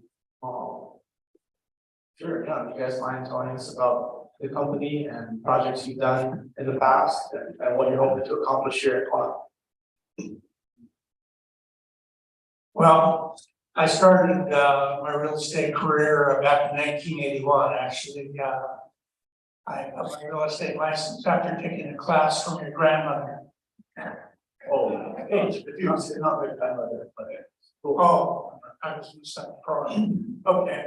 Anyway, that's when I started in real estate, it was in 1981.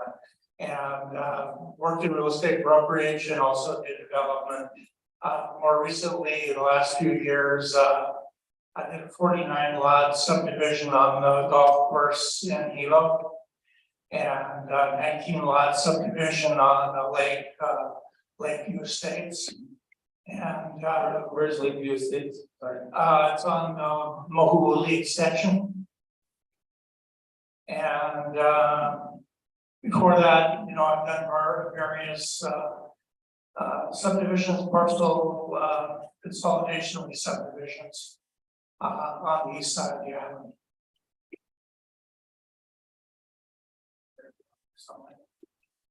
Sure, I was raised on Windward, Oahu, graduated Kailo High 71, and went to University of Hawaii system. I worked my way through college on my own, a lot of construction, and my first project was a duplex in Honolulu in 1978. Graduated in 1980, got my broker's license in 1980, real estate brokers, and went to work for Jim Schuler and Brian Cook, who were pretty active developers on the waterfront at the time. 1985, we opened up an office over here, me being Kaido Realty with Go Boyle at the time. We started doing small projects in Kona in 1985. I've worked on about 25 residential projects on the Leeward side since then. I'm here 2 days a week, every week. So I'm a part-time resident, not full-time. Small money gardens, flows. I was involved in the demolition of 2 hotels in Ke'o, the golf courses, various other projects. I got involved in this project with Bob and Roland Higashi as partners when the Japanese developers were not able to proceed, and we bought the property in 2015. I was familiar with the project somewhat, as most people in Kona are. In 1984, it was agreed between the community, the government, and the developer to build 215 homes for the wealthy, 450 for the middle class, and 70 for the needy. And the reason we got a partnership going and wanted to complete this is because the 215 were completed, very thriving, great community, full of wonderful people. But the missing middle was never built. The 450 units for the locals were never built. The 70 units for the needy were never built. We felt it's time. Roland, Bob, and I have over 100 years of experience on big island development projects. We're committed. We'd like to see it through. Thank you. Thank you. Thank you. Is this going to be debt finance or cash finance or the? Oh, no, we don't have 170 million, so it'll be that finance. Do you have your funding source lined up already? No. It's unusual to try and go and make commitments to neighbors like the Gomes or lenders, and you don't know what your time frame is. It used to take 6 to 12 months to do a zoning extension in the 80s and 90s. This one's going on 6 years, so it's hard for us to go and make any representations until we know what we have. Sure. Commissioners, are there any questions for the development?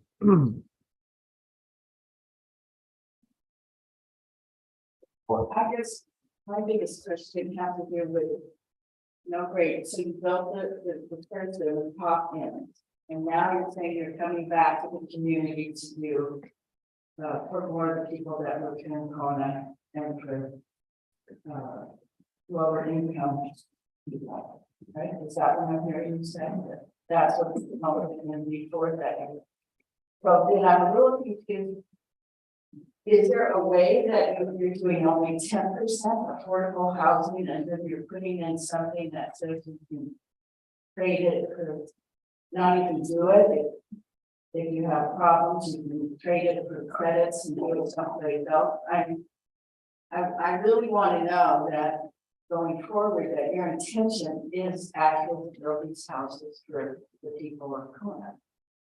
That is in writing. Oh, maybe I can try to address your question. Okay. In addition to condition W, that is re-emphasizing the obligation of the applicant to satisfy the state land use commission requirement that 10% of the units be constructed on site. So at the very least, 10% or roughly 57 units has to be built on site. As I mentioned earlier, when we did the amendment to the condition, it was to also give the applicant flexibility to make sure to determine what the state finds is acceptable in satisfying this condition, because over the years, the state has been amenable to agreeing to the possibility of off-site affordable housing, the use of credit. Our thing is building that flexibility. Now, condition W only speaks to the land use commission. If you look at the following condition F, and in the deputy director's recommendation, it's requiring the applicant to provide 20% of the units to be constructed within the multiple family component of this project, which is can also give us 90 units.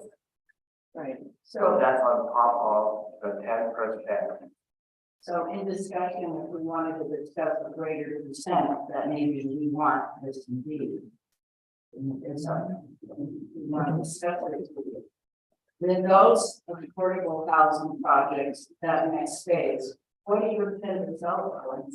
We have some that are rented and then some that are selling, right? There's two phases. So the next phase is mostly the sellable ones and some of the rentals, or is it some of the rentals and mostly the rentals and some of the, You guys have a projected price point for rentals and for housing?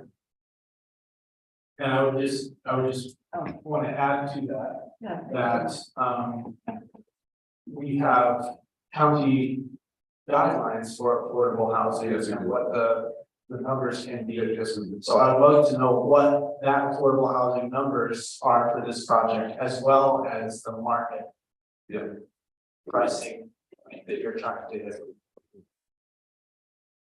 For the market housing, it's by definition what the market will bear. We're gonna have to cover the cost of construction, the cost of site works, the millions of dollars in impact fees, tens of millions in infrastructure costs. And as many rentals as we are able to build, we will build. We would rather increase the number of rentals than decrease the number of sales if possible. We don't know how deep that market is. Nobody does, but we're gonna find out. As far as the affordables, that's Just back up to the market. Have you done the market study? $40,000. So we have not been. $40,000 for a market study. The one that will be acceptable by our lenders, that's what it costs. Yeah. And there's no sense in spending $40,000 if we don't have a project. Well, we've done some preliminary studies, not the ones that will be accepted by our lenders. So there was a market study done as part of the 1983 Land Use Commission. That indicates that the target in 1983 dollars was something like $100,000 for the rental unit, which extrapolated to today dollars would be about 386,000. Market study for the 84 Land Use Commission, they love the Land Use Boundary District Amendment request, actually projected vacant lot sales. The original plan by the Japanese developers was to include residential single-family lots in the affordable as they built the 215 lots. For reasons I'm not aware of, because I wasn't involved, they ended up not selling any lots at affordable. And they agreed with the county to load the affordable into the multiplier. There was no market study by the county at that time. OHCD was involved and approved of it. I don't know the history of it. Sorry, just looking it up. I believe that the market study included both the RS-15 and the RM-5 components of it, included on page 83 of our background recreation report. Okay, I'm not aware of the RM restrictions. Was that for affordable or market? Market, I believe. On page 83 of. the report. But you know, it's like when you may take a project, maybe you divide it into the three parts, and then you take the cream of the cream, you sell it to all of the people. But that is, and that goes first, so that you can make your money and pay it all back, but that wasn't you, that was people before you. So now you bought into a project, and you want to do the next part of the project, which is supposed to be affordable for the people living here in Kona. And then for the low income families, some units there. So I think that we're just looking to really understand that amendment from you. It's item number 18 on findings of fact of the Land Use Commission decision in order. But anyway, getting back to it, would it be possible to discuss the county affordable housing requirements and what that price point would be?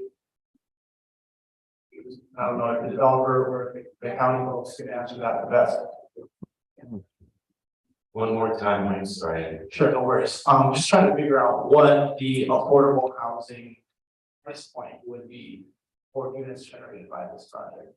So it's not something we determine at this point unless the applicant proposes it at this point. Normally, we have a standard condition that the applicant needs to meet with Office of Housing and Community Development to establish an affordable housing agreement. And at that time, it can be from 50-60% up to 140% AMI. And so it really just depends what that agreement goes as. When they have a percentage they have to reach, if they provide lower AMI, they get more credit. If they provide higher AMI, they get less credit. So they have to build more houses. So it really happens during that particular process with Office of Housing. Again, the applicant may have a price point they're looking at, but it sounds like they really need to crunch the numbers and find out what the infrastructure and everything else is going to cost. You're still Okay. Have you done any preliminary analysis on construction costs? And that package into that 170 million? Yeah. Anybody else? We have actually worked with OECD in relation to the affordable. And in the beginning, there was an agreement that was approved by the Land Use Commission to take another property that we own, 12 acres. And that was going to be the affordable housing. When we purchased this property, we got a signed letter from the head of housing at that time that said that that agreement would be honored. So we progressed forward, and because FEMA re-rated the streams, we had to do a new flow mark. That took us 4 years to get done. Cost us about $75,000. We completed that, or almost had it completed, and we had a developer interested in developing the affordable. We went into housing, talked to them. They determined they didn't want to work with that property anymore. It was the county that asked our prior owner to buy the property at 12 acres. Because they wanted the drainage work completed, and they said you could do the housing there. But then when we got, after we've gone through all this, the prior person and ourselves, then we were told, no, that's not what we wanted to do. We want a different approach. So I know it sounds like we haven't done anything on housing. We've done a lot of work, but it's a moving target. We're trying to make agreements, but it's changed on it. Not us, the county. Different mayors, different heads of housing.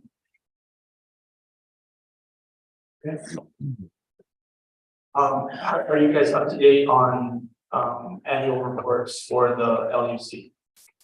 December 8th was my due date, so I'm 2 weeks behind. I'll have it in on Monday. Thank you. I have one question that just came from one of the petitioners earlier. Can't hear you. Sorry, can you guys hear me? Good.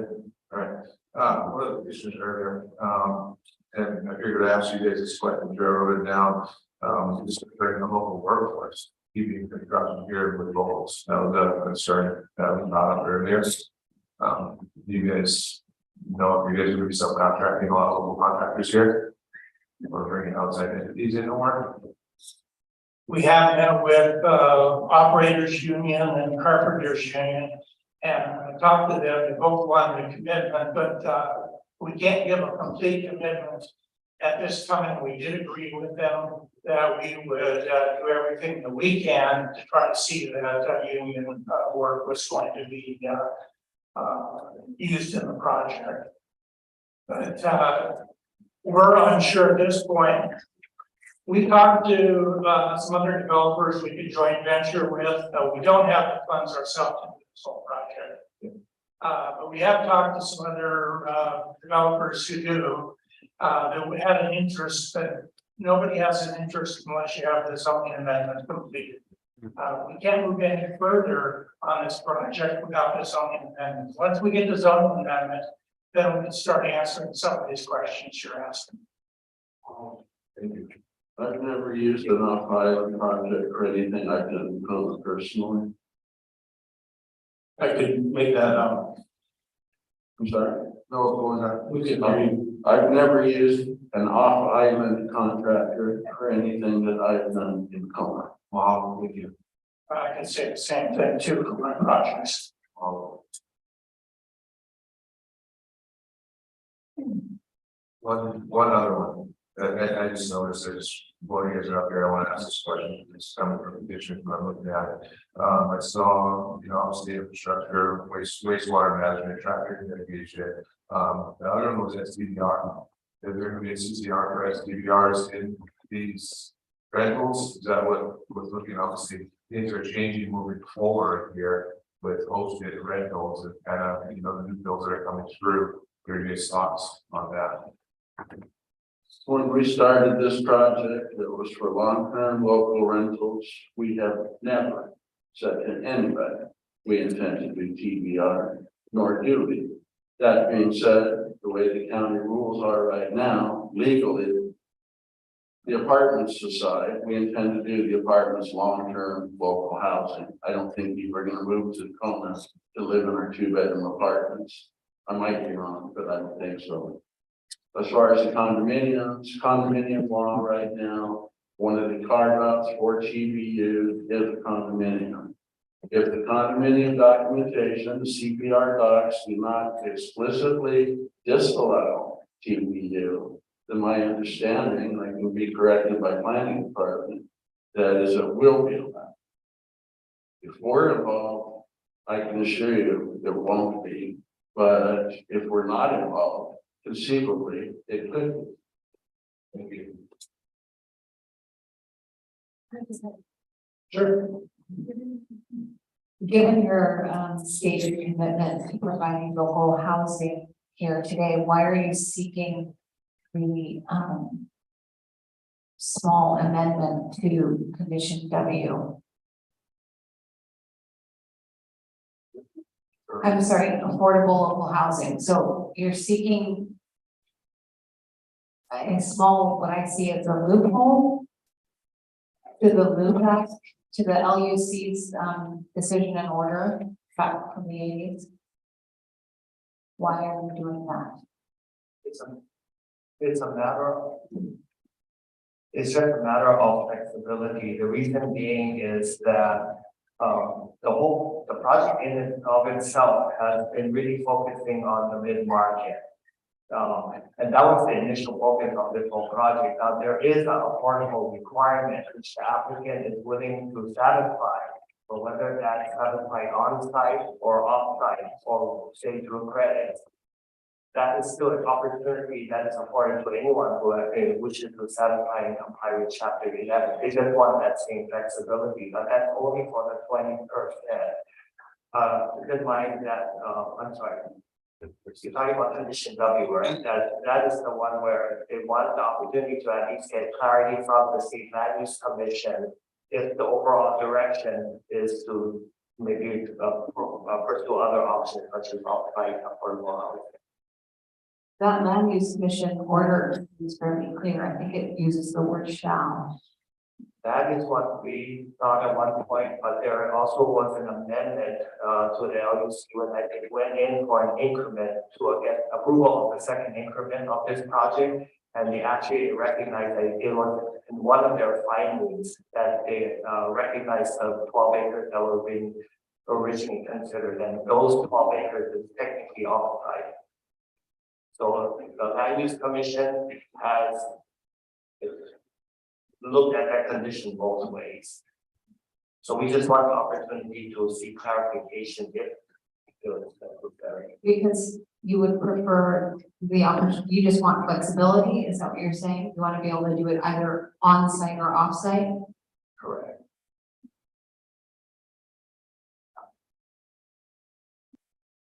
Are there any more questions, commissioners?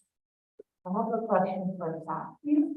So my question has to do with the Fonzie. Please help me understand, the archaeologist, I'm not sure if he's still here, had stated that he had not seen the conceptual site plan, previously. Okay, perhaps the first day I saw that. Please help me understand, if that is calling up on the, how can we determine, no significant impact?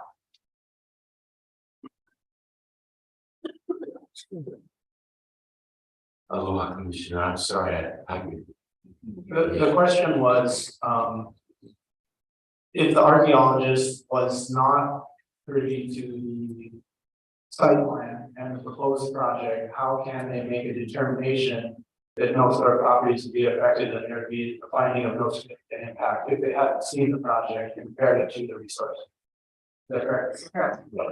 So the environmental assessment, if I'm not mistaken, came in approximately 3 years ago, maybe even before that, it was going through the process. This was under a previous administration, which reviewed that EA, granted many of the staff that are now working that, including staff present as well as managers, but it was a different director and deputy at that time. And they had determined with everything that was granted or given as far as information in that document that they could not find that this project was going to reach to a level to have significant impacts and require an environmental impact statement.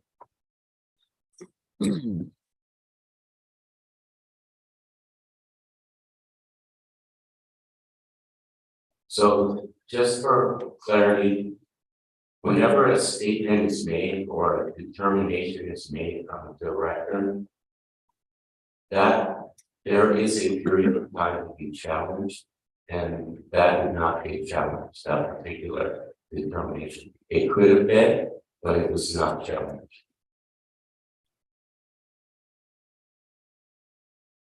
Any more questions? Yes, thank you. To question for the archaeologist.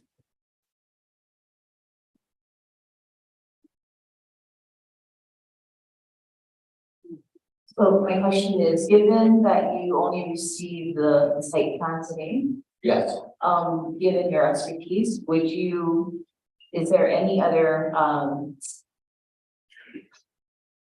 you confident with the recommendations that you have already provided? yeah, and I think with the preservation plan, through the 60 review process, the historic preservation review, that'll go, the conceptual plan will go with the 250, so that they will look at it too. And this, I'm not a planning or development guy. My primary concern is the archaeology. So, in the old days, say, back in 99 through 2000 up to maybe 2005, 6, we looked at the archaeology and we looked at what had preservation potential. And so anything that had preservation potential got preserved. Anything that didn't was no further work. And it was generally just on the parcel project area. And we didn't necessarily in the AIS look at what was the development, but that's changed. And so now Shifty requires that they know what the potential impacts are going to be. It's a 5-acre lot, single family home. And no pedestrian access, then a lot less potential for impact to the preservation site as opposed to a public area. So now, especially with this preservation plan, that'll come into it for the preservation measures. So what are the preservation treatments? We know we're going to have high access, then maybe the preservation buffer is a little bigger, especially for sites that are fragile. Probably not for the railroad berm, which is a really large slope wall up to the berm itself. So yeah, all of that will come through consultation with Shifty. And then for the trail, that'll be through Nala, Haley, and Shifty consultation. So we'll be sure that the sites that are preservation will have appropriate, mitigation measures or protection measures, sure. Thank you.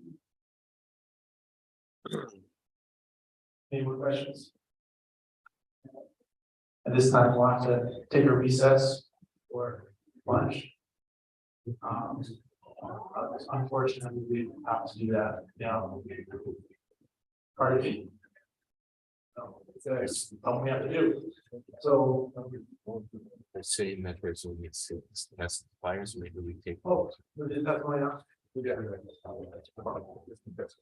you request for, we'll do a 5-minute recess and then we'll do testimony. Yeah.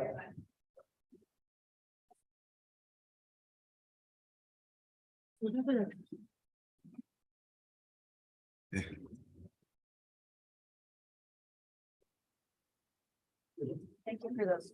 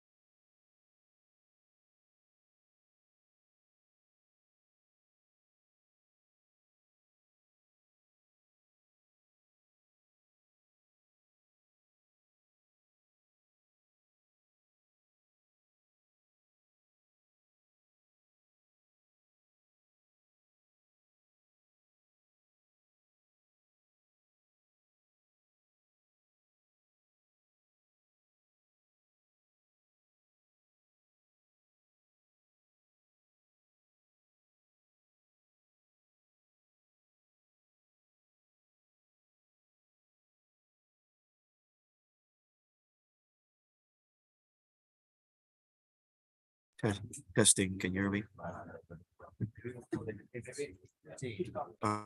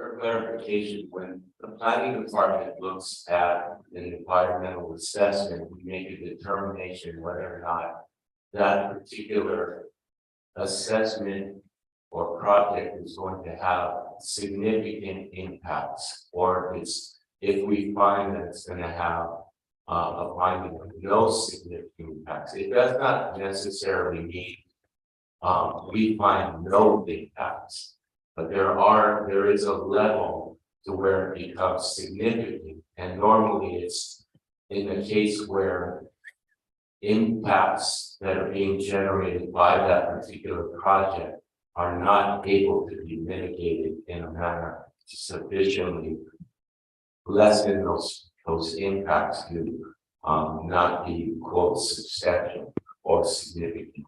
And so I just wanted to bring that up as clarification. Normally, anything that we do has some sort of impact, but the determination comes as to whether or not it reaches a level where it's significant. Additionally, for clarification, the information that recently came out regarding Mr. Escott and the site plan. Although Mr. Escott did not have the site plan was submitted to the State Historic Preservation Division with the application as well as the report. And they looked at everything when they provided us with their comments and mitigation requests. So we just wanted to put that on. Thank you.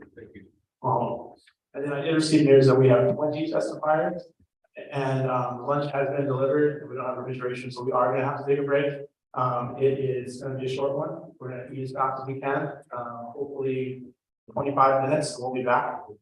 But we are gonna take a recess at this point.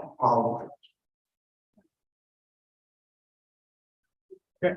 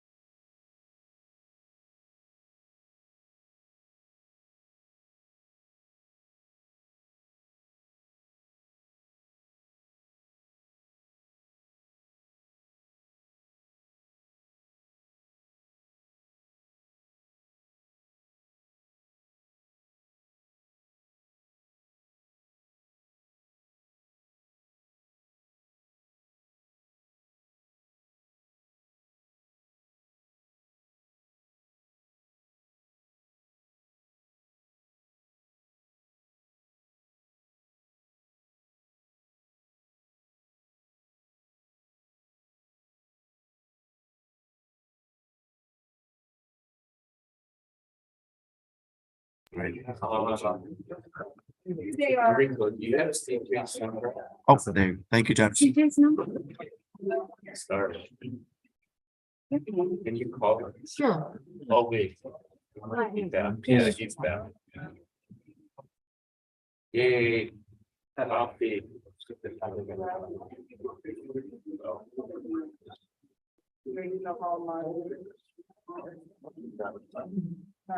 abiding. I'm abiding at this time.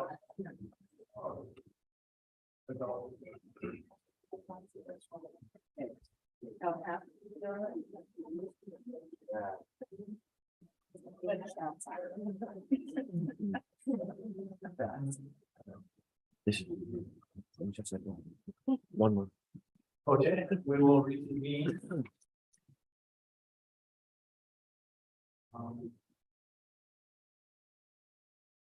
We will proceed with public testimony.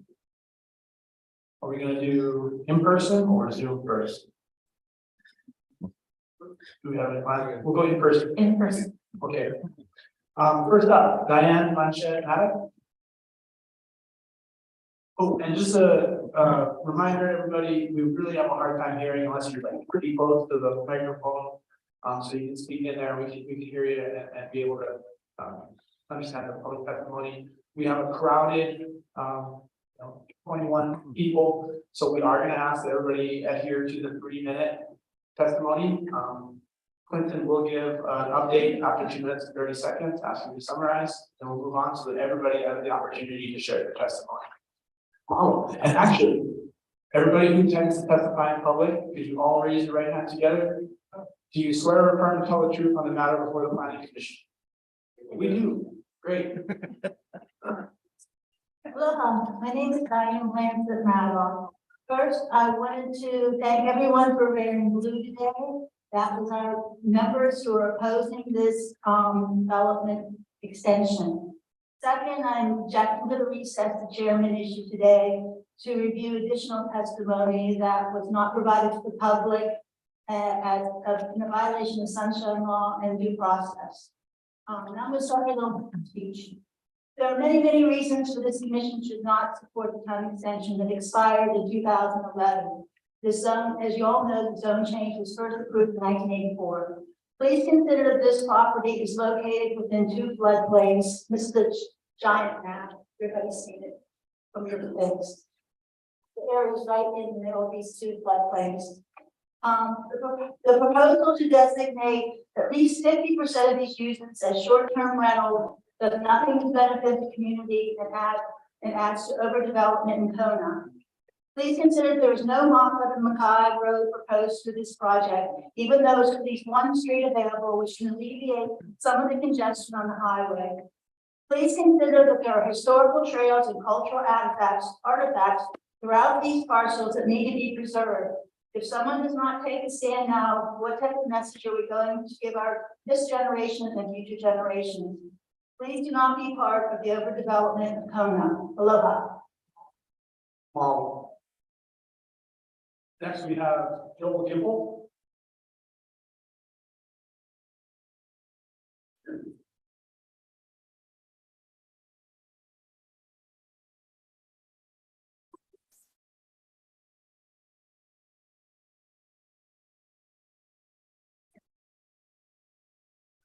Aloha and good afternoon. I'm Joel Kimball, Vice President of the Board of Pualani Estates and Kona Homeowners Association, a subdivision of 362 single-family homes, several hundred yards north of the proposed Royal Business Project.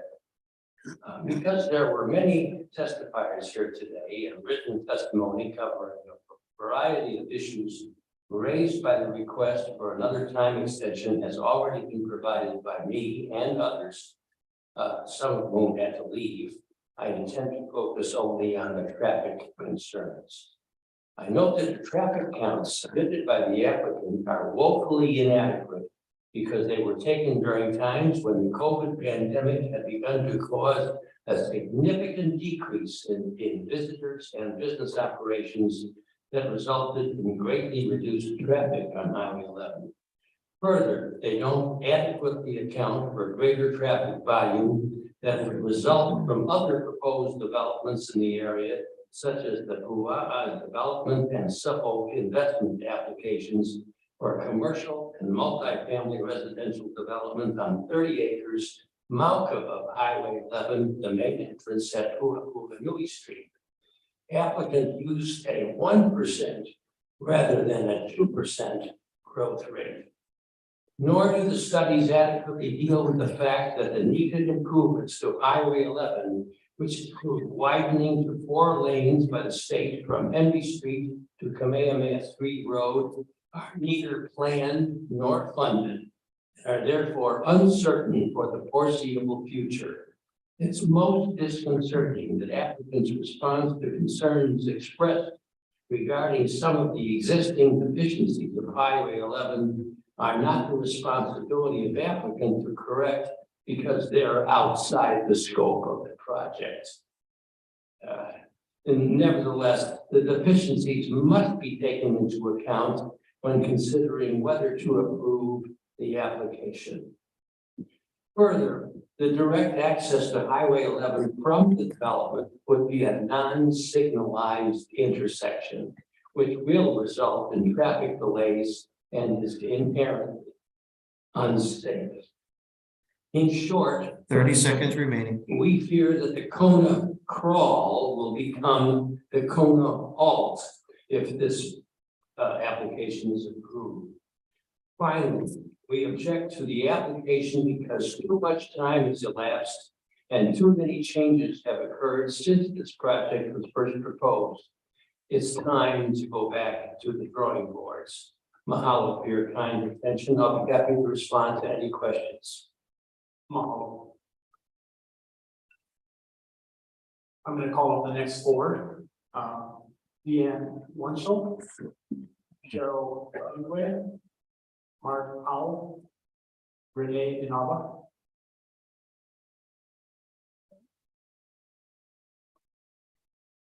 Please, I need one choice. Chair, so that I can ask a couple of questions or any of the members from the developer? No, you have to ask those questions to me, you know, just but go ahead, have everybody write calls come up forward, please. Just so that we can get to it a little faster, hopefully. Okay? Deanne, please proceed with your testimony. Thank you, Mr. Chair. I'm Dee Winchell and I live in Cool State, I'm also the secretary and treasurer. And I also paddle with the Leeward Club and swim with the pier. 2 things that are kind of almost impossible right now. We're not even in the high season of traffic. So I'd like to know from the gentleman who did the spoke on traffic, when exactly during what time period that traffic study was taken. That's my first question. And my second question. Could you speak closer to the mic? Oh, I'm sorry.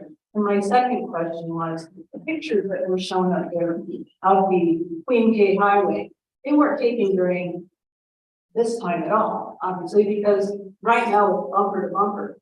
And it doesn't just start at 6 a.m. when I'm down there paddling. It's there at 2:30 when my husband and I came back from golfing at KCC on Tuesday. I mean, it's bumper to bumper. And if we're going to add 450 or more cars into this mix, it's not going to be just horrible. It's going to be awful and impossible. We don't want to be LA. We don't want to be a third world country. And so I would absolutely request of this council that they do an adequate traffic study. Secondly, I also personally seen all the runoff that comes down from the mountain during rainstorms. Most recently, December 4th, my husband and I drove south. We watched all the water come down and flood routine. There's not adequate provision there to deal with all that runoff.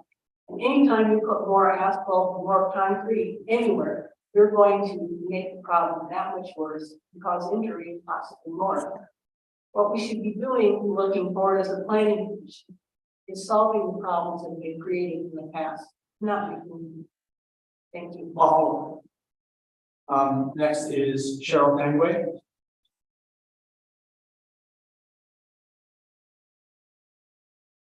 Let's get organized here. Right on, thank you. So you can hear her. There's the button. I'm Cheryl Tang with Economist. Envisioned as appropriate for Kona Community Development Plan in 1984, when the entire area was rock hillside, Royal Vista no longer solves more issues than it creates, and threatens to destroy a valuable historic area with its irreplaceable trails and archaeological artifacts. Traffic and runoff issues of themselves would be game stopping. We ask that you reject Royal Vista's housing project application for final approval. Kona 3 LLC wants to extend their application for final approval to 450 units that will be under construction for over a decade. Proposed market rate 274 multi-unit and 2 and 3 story townhouses. Short and long-term rentals, 174 of them on 2 vacant parcels. Previously zoned agriculture and still periodically having agricultural use. In the process, all traces of pre-contact life through important remnants of early industry on this historic Apuaha, with its folklore connections both to King Kamehameha and Queen Liliuokalani, will disappear forever. In 2019, I observed and photographed a parcel, the parallel rock walls typical of a Holoa on the Big Island. On these 2 TMKs, having visited the Holoa and property and witnessing the Holoa remnants there, and having seen the mural depicting the Keaho slide, I was in awe that sections of the Great Slide were present and readily seen on these parcels slated for development by Kona 3 LLC. Our opposition is supported by Hulamaia, Kona Historical Preservation Council, and to Harvey's letter is attached as you have in your packet, as well as having POM support for acquiring these TMKs as historic resources. The Restored Kingdom of Hawaii has declared a moratorium on development with these 67 acres as part of the repository of especially sacred lands by Kura, as represented in chambers today by Mikhail Roy of the Ahu'aina Heiau. Homeowners from Kona Vista, as well as those from Pualani Estates represented here, and those homeowners flanking Kona 30 Vista. seconds remaining. And these 2 TMKs are in opposition to Royal Vista's housing development, having signed petitions stating that opposition. My first visit to Kona was in 1981, staying in Kanaloa, repeated annually thereafter. I long for the close, less stressed community that existed then. I hope and choose to never become a Oahu or Maui, but remain cognizant that the path to dense neighborhoods will destroy all of Hawaii's cultural inheritance. They paved paradise and put a parking lot. Next is Mark Hall. Good afternoon. First of all, I'd like to address the environmental report that I read was totally inadequate. It didn't address many issues. Part of them is the Hawaiian owl. They don't live in trees. They nest in the ground or on the ground. That's why they're endangered. And they live in trees. I submitted pictures showing neighbor's lot right next to the development house. Where it came in the daytime and then flew out. They hunt that area along with the hawks. But the environmental report is lacking in many areas, including the trails and the slide. Traffic study, methodology, whatever, it appears that they're in code, because if you drive that highway, it's a mess. Thursday, December 8th, 6:30 p.m., 18 minutes to get from Henry to Lock. Monday, December 12th, 4 p.m., 31 minutes. Ambulances also use that road. It's ridiculous. Part of it is CBP, Malcolm McCall, taking the highway out the top. No private roads up all the way, no gated community up, what they're proposing. And signalize at the freeway, bring the 2 on-ramps on Kukini right there, because where they come into Laco, you got 100 feet to go left, right, or straight. And all the cars merging right there is another mess.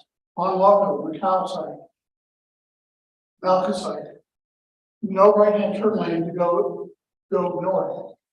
18 staff waiting to get, because there's no turn lane. You have 4 major driveways right there. 2 at the Shell station, 2 at the port. People trying to get in and out, backing people up. School buses also. Then the street that they picked to use in the Conavista subdivision is highly unlikely. Because you gotta turn on Waco, you have to turn down, left downhill blindly, because you can't see over the ridge. There's 4 driveways right there within 100 feet. Somebody's gonna get seriously hurt, and there's no curbs, gutters, and sidewalks. The grade exceeds county standards at that point, top of the hill. These pictures show that down in kind of the flat. Better place if this thing is gonna get approved is Lolo Place. Short cul-de-sac, dead 30 end, seconds remaining. short dead end, clear view of driveways, and not on a curve of Waco to get in and out. And the people, they claim that they serve market rate, they're all market rate, not affordable. They're gonna have condo fees on top of it, and they plan on doing short-term vacation rentals on all the upper ones for sale units. We don't need more short-term vacation rentals. So. Your time is up. Please complete your testimony. Mahalo. I have another Mark's turkey, I believe.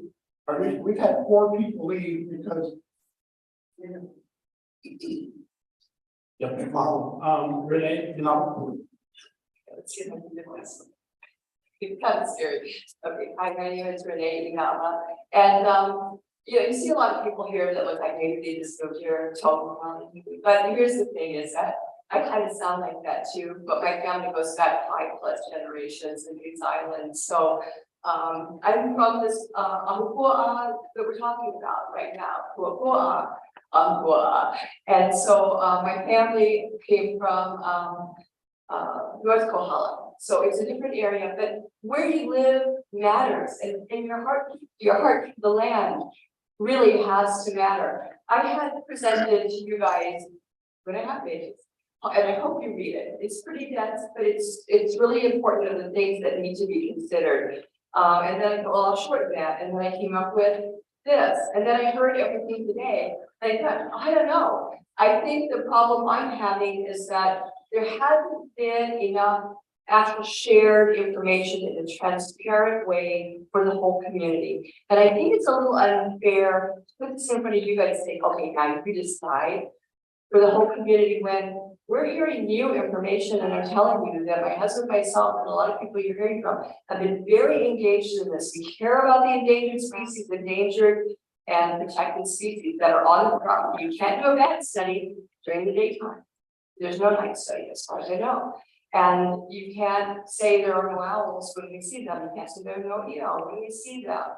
You can't say there's no historical stuff or archaeological stuff when we know there is. Because we can see it, we've talked to local historians that can talk to us about how timbers were maybe brought down on that property that were put into the iconic palace and Mokuekawa and places like that. So when we lose it forever. And one of the things I said in my testimony written is that we as people are just speaking for ourselves. We're speaking for those that can't speak. I don't mean somebody who's not here. I mean, for the land, for the open space, for the breadth of the land, for the pueo, for the eo, for the bats even. Not ugly, but we got to speak to them because they're on the list. And so I do feel like there's a lot of things that haven't been properly considered. I'm very worried about the drainage, but I haven't a good authority. My husband's going to talk about that. So I'm going to leave it at that. One thing I'd like to share with you. 30 seconds remaining. Good. There's a model called the RACI model. Responsibility, accountability, support, consult, inform. In your role, you're kind of going to combine with county council and the mayor's office in the RNA, the responsibility, accountability. The rest of us need to get involved, and just nobody's involved enough in the community, and there's a lot of different name changes and things like that that have confused people. So we need to get rid of the confusion and start, really engaging the public. So this is not. Time is up. Please complete your testimony. Thank you. Thank you for that. Okay, the next 4 we have Kathleen Fay, Mark Holmes, Jeff Enstrom, and Hiram Rivera. Fortunately not.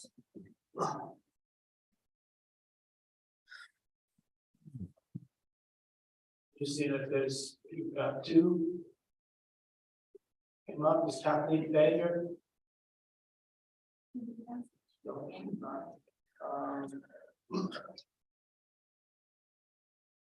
We'll go, is Robert Harris and Mandy Johnson Campbell.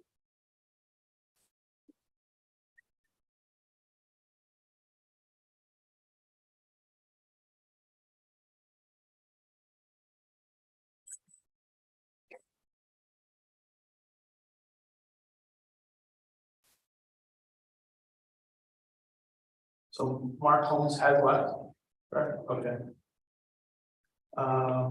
Jeff Enstrom, okay, Jeff, go ahead. Thank you for the opportunity to speak with you this afternoon now. Commend you on the work that you guys did. I'm a resident in Kona Vista, and I just want to reiterate that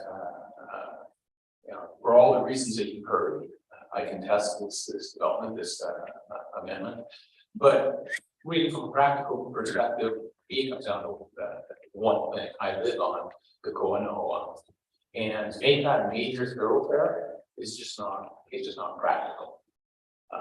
450 units is going to be at least 450 vehicles. It could be 100 or more vehicles.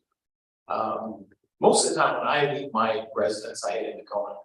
So in this case, all these residents are probably going to come out of come down, practically, and get on the highway. They're going to make the right-hand turn and go. 100% of those vehicles, though, are going to come home. 100% of those vehicles are going to have to come up Blacko and then make a left-hand turn on a blind corner down our street. It's not going to be safe. There's going to be traffic accidents. There's going to be fatalities. Thank you. Thank you. Ira, Good morning, thank you. My name is Ira Rivera. I'm a lifelong resident of Kona, born and raised here. I'm here in support of this project simply because this project is a component, the housing component to the Kona Vista, the 250 units. So as a local, as someone that needs housing and lobbying for housing for our workers and our kids, it's unfair that everything else gets built, and if we take this project now, kick this can down the road. We have an opportunity to create housing today for the workers. Traffic has been here, will be here, and it'll be dealt with in the future. The only way to save on anybody moves on traffic, if we have a lot of, apparently we don't have enough traffic, and that's why nobody's building it. That's true, right? But we're not just go to rent house. Everybody lives up there. They all fine. They got a big giant house. But the little guy, the worker, every politician comes in office, from the mayor, county council, everybody comes in office, especially the court. Biggest deals we deal with, right? Taking, Puna, homelessness, housing. When did we do the last housing? Where is it? If not this one, then where? Not now, then when? So my thing is that let's move this further down the road. It's not a walk in the park. There's a lot of questions being asked. There's a lot of questions that we have to answer. The state historical preservation is not just this kind of state goal.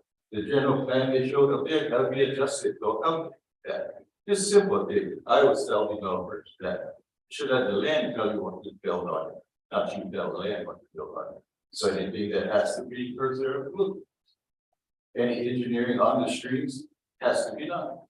So those things that affects us, the locals, that's what I'm talking about.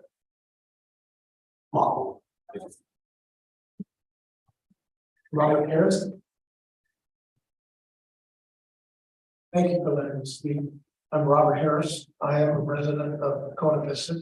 I live on Cute Curfew Place.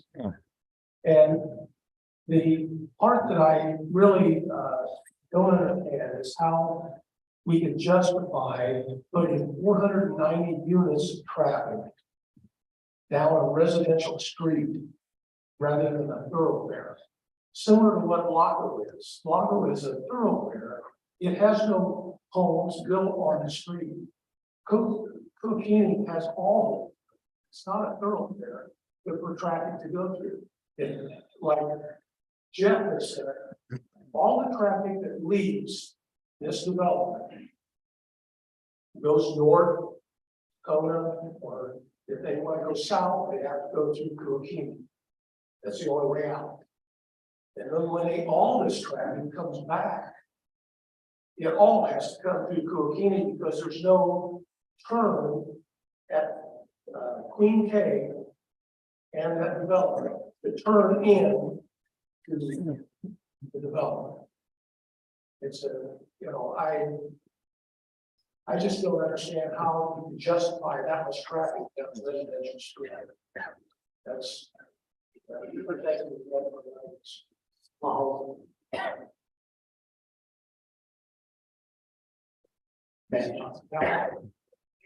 all for being here for hearing our testimony.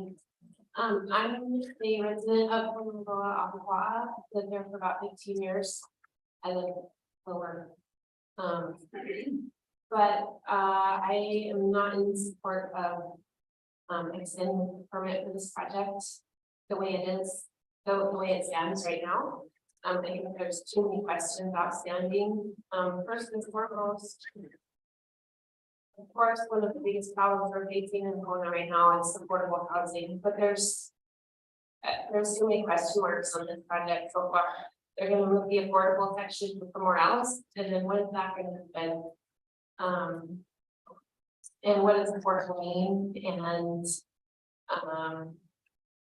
I think there's too many questions about that. And questions to whether it really is benefit to our community that's here now. So these units all get built, and then what? Then who's it marketed to? Because right now a lot of the real estate marketing goes to people coming from the mainland, people buying from Rock Island and then moving here. So how much is this really going to benefit our community as it is right now? Traffic is obviously an issue. Anyone who has to take their kids to school right now knows that living on the highway is a problem, and introducing 500 plus more cars into that equation right now is going to make a much bigger mess. And then I want to support not Kelly's request and recommendations that they submitted to do more thorough study of the trails, trails on this property. And I'm not sure why the archaeological study didn't necessarily identify the trail as archaeological sites, but if the earliest date we're looking at is 1914, for the documentation of those trails and they are to be archaeological sites as well. That's true. So that's important. I would advocate for the preservation of those trails as well within this project. It looked like from the schematics that everything was just kind of erased off the landscape, and that's not in 30-second remaining. Thank you. That's not in keeping with preserving the little that we have left of the cultural landscape in Honolulu. There's ways also, if this project does go forward, there's ways of alignment of trails that it can be redesigned to accommodate those. And concerns with the waterways. What's hardening those surfaces of that major drainage that we're talking about? Please complete your testimony. Okay, as we all saw, it was a big flood just last week. So what are the things gonna look like for everybody on the boat? The next four, Ricky Cassidy, David Blanchett Maddock, Janice Kerr, Wesley Moore. See Wes here. Lama Kukumika Holloway.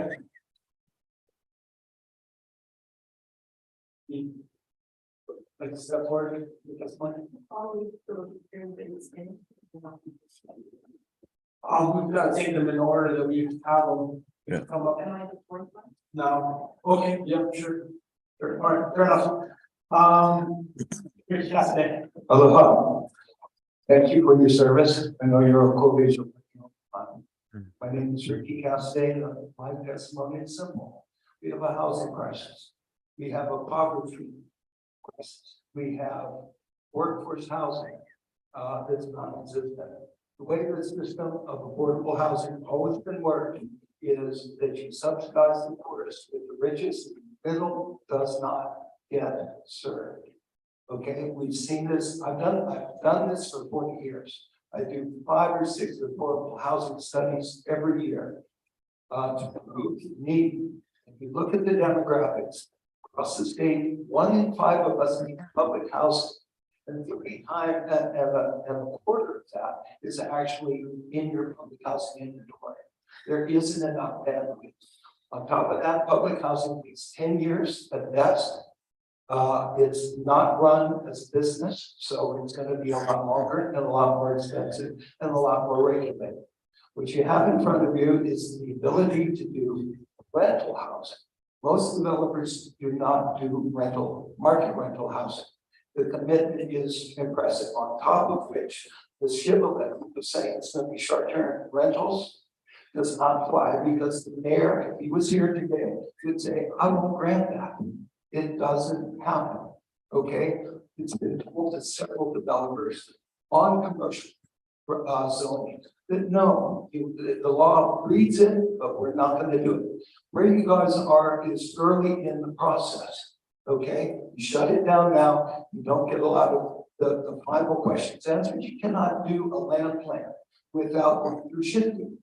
So, and you can't commit to affordable housing in terms of which EMI and how many units until you know 2 things. One, that you get, and then the interest rate at which time that agreement will shift the price all over the place. You have to leave a little flexibility in the developer if they are to go forward. You don't go forward, here's what you got. You got 21% of people north on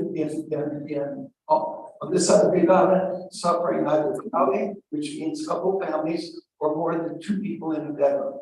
The other thing that really blows my mind is you've got 30 seconds remaining, please. 40% of the people in North Carolina, 5,800 people struggling for housing.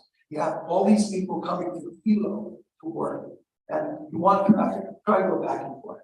And finally, let me tell you who I am. I'm 6th generation Howard. The guy came with Vancouver, not missionary, okay? He served Kamehameha. For that reason, I grew up in Yahuwah of New Valley, given to my ancestors. Your time is up. Please complete your testimony. I cherish the land. I've seen my family take care of their community. I grew up on the plantation. There's a lot of us. You want to walk in their home. A lot. And anyone, 3 minutes is short. I apologize, we can get through everything. Model, we've got Short, for the record. David Blanchett, David Lansing, Kona, but we are united for protection of our file for 29. One of them was our financial. Blanchett, Matt, can you speak into the microphone? Okay, my time. Yeah. All right, let me start with it. Thank Why you. not, you want to bring it closer? Thank you. Can you hear me now? All right, we'll be. We're united for the protection of our INET nonprofit. We include in plan at least one plan member for a stone in his opposition to this ordinance. Treatments, it's not much time. We try to, as chairman, we couldn't get it, so I'm just going to try to walk through this really, really fast and maybe not as delicate. We just can't do this anymore. We can't keep forgetting the sins of our fathers, and we can't keep giving more time. It's been 38 years these things are training. They're asking for 10 years, but you know, after 38 years, this isn't going to get done in 10 years. And they're asking for a license to bulldoze every trace of important land history on the site. No plan to build any exception, a plan to head towards gated communities and short-term rentals. And that's a fact. We need to stop this now. The first owner of this train wreck, they finished the first phase and then they failed after immediate affordable housing or other improvements that are necessary here are required. They did not obtain any exemptions and they let the land revert to its usual excuse me, to its original use of cattle ranch. They knew that this thing was a train wreck, they knew they had land problems, they knew they wanted to build high density housing on 2 floodplains. Who would let anyone do that? They knew that this was a sacred site. They had 5 acres to try to get to the school, but it came back in and they learned that they couldn't build in on 5 acres up there. The EIS did not disclose that there were 2 trails, that there is 1 trail that's documented by maps that were readily available. That disclosure was material relevant because that land, as you flashed by Jackson's report, I saw something in there about the recommendations. And that goes to whether that land belongs to the state, not to this developer. And that would make it material relevant, and it still wasn't disclosed in the report. It would render the report invalid, and there's case law for that. They knew they had land problems, they knew this was sacred site, they knew that they had not met their promise to the community for this section of this, and they failed. Knew the owner knew it was a train wreck. They abandoned it just as well. They went back to cattle ranch on this plan. The complaints are in the file in my report. They stopped that they didn't obtain any more extensions, and they did nothing to build on this land whatsoever. Under the ordinance, it should have been right here. Instead, they sold it. The applicant knew it was a train wreck. Bought it. The fire sale price is $600,000 for 68 acres. County would buy this land 30 seconds remaining. for preservation for more than that. This has to stop. We're here on Christmas Eve, 38 years later, because they control how this goes forward. The fact it's going forward. Amendment after amendment shows moving away from our provisions protecting us. How many hearings, how many of our dollars, and how many Christmas will be lost? 7 years of no extension, 7 years of no construction, no affordable housing. Director said, 10 years, you know better. This needs to stop now. Enforce the ordinance. Under the ordinance, it could revert to zoning and start the land, either revert back to the original use. Please complete your testimony. I will, thank you. It will either can revert back to use under that very ordinance. One of the things I just have to add though is you have no ability to contest what's going on here across the dam. And I'm checking it, but also there are 2 country lists, not 1. Testimony is just not accurate. Janice Kerr. Hi, thanks you guys for your service. I really appreciate it. My name is Janice Kerr. I'm a resident of Concord Vista. I live on Main Line Street. It's one of the streets that I'm talking about, cutting through from Royal Vista. It's a narrow street. People walk their dogs, their kids go back and forth across the street, play with each other. The street is used. I have to be careful backing out of my driveway now, and it's just a little neighborhood street. So that makes no sense. And that's why. So when we started this hearing, you mentioned that you had a couple of concerns. And one had to do with that when a new application, when an application is being considered, you look at it as brand new. And we should be looking at this in the current conditions. And the second was about a conflict of interest between the planning director having previously worked for the developer. So those 2 weigh heavily on me. And I just want to quote from Mr. Zendo, Mr. Kern. When we receive a request for time extension, we do a top to bottom review of the application, Kern said. This actually reflects the conditions that would be on a brand new, fresh application. So based on that, you've heard about the traffic. Everybody knows about the traffic. There are no plans to widen it, even though widening is seen as some sort of mitigation. The general plan does not follow the general plan. The general plan of the county of Hawaii says that to provide the developers must provide for suitable living environments that accommodate the physical, social, and economic needs of the island residents, not the developers. It says it requires developers to provide basic infrastructure necessary for development.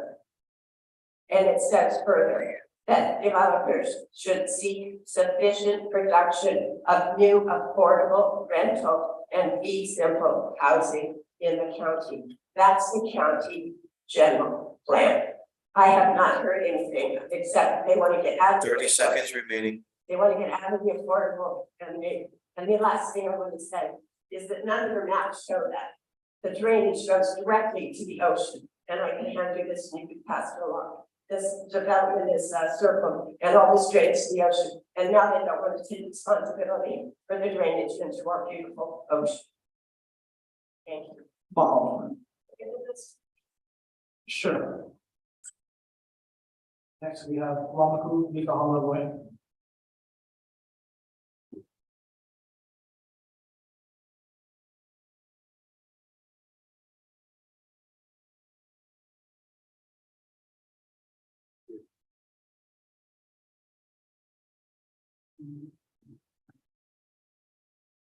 Yeah.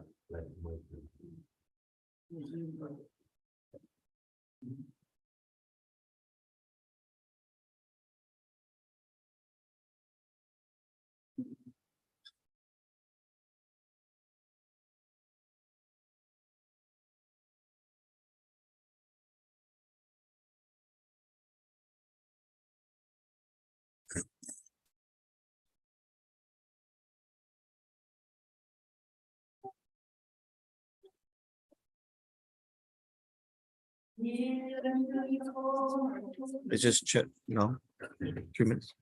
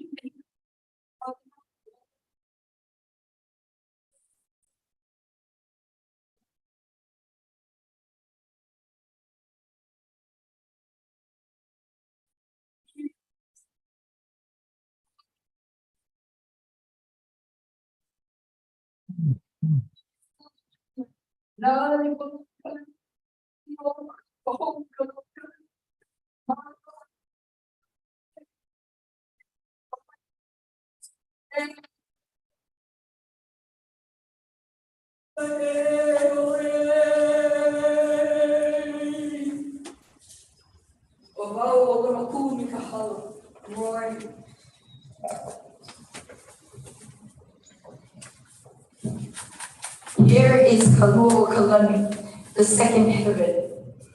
It is this area that is the birthplace of the world.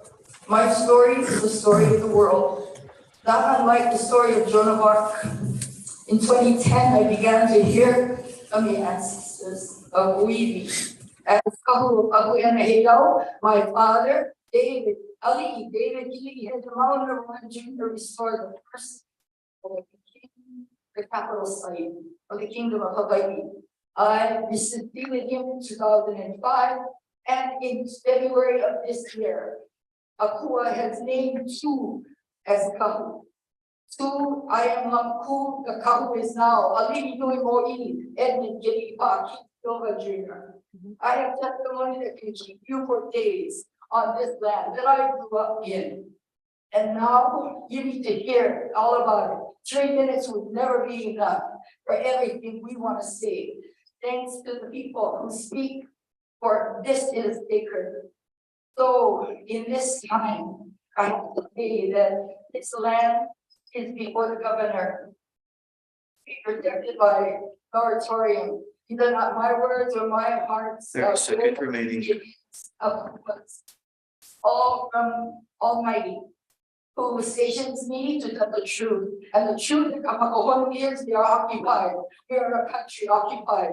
And Kamehameha, the great symbol, is Ahuela. It means burning altar, and it talks about the great light that is there. Moku Ameopeo is the temple that for which my first sacred name is given. Your time is up. Please complete your testimony. Mauna is a Mauna of the world that now announces to the world the era of light. In the era of light, God intends to heal the planet and all life upon the planet. These lands are the very key land borders of Miss Roy. And these are from Mauna. Mahalo for your testimony. Yeah. Yeah. The breakfast spirit of the Most High God. If you are, Order, are. Ms. Roy, we're gonna have to move on with public testimony. Mahalo. We're gonna have to take a recess. We'll take a recess, 5-minute recess. Mahalo.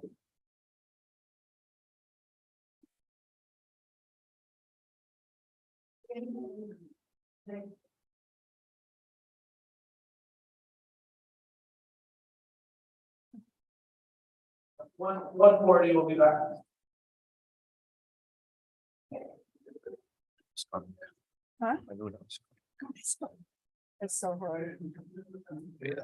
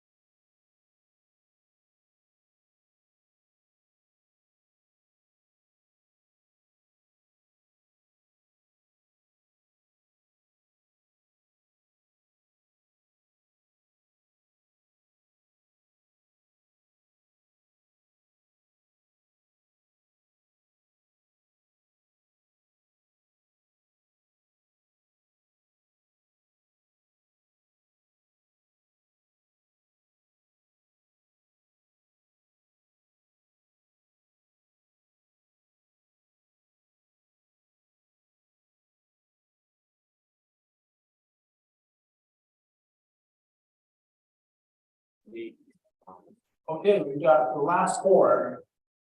John Bennett. Jessica McCollum. Derek Inaba. And Pat Van Every.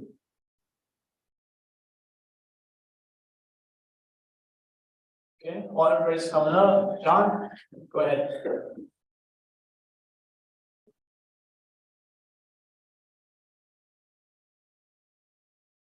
Okay, thank you guys for being here and taking the time to go through this. My name is John Bennett. I live in the Aqua of law.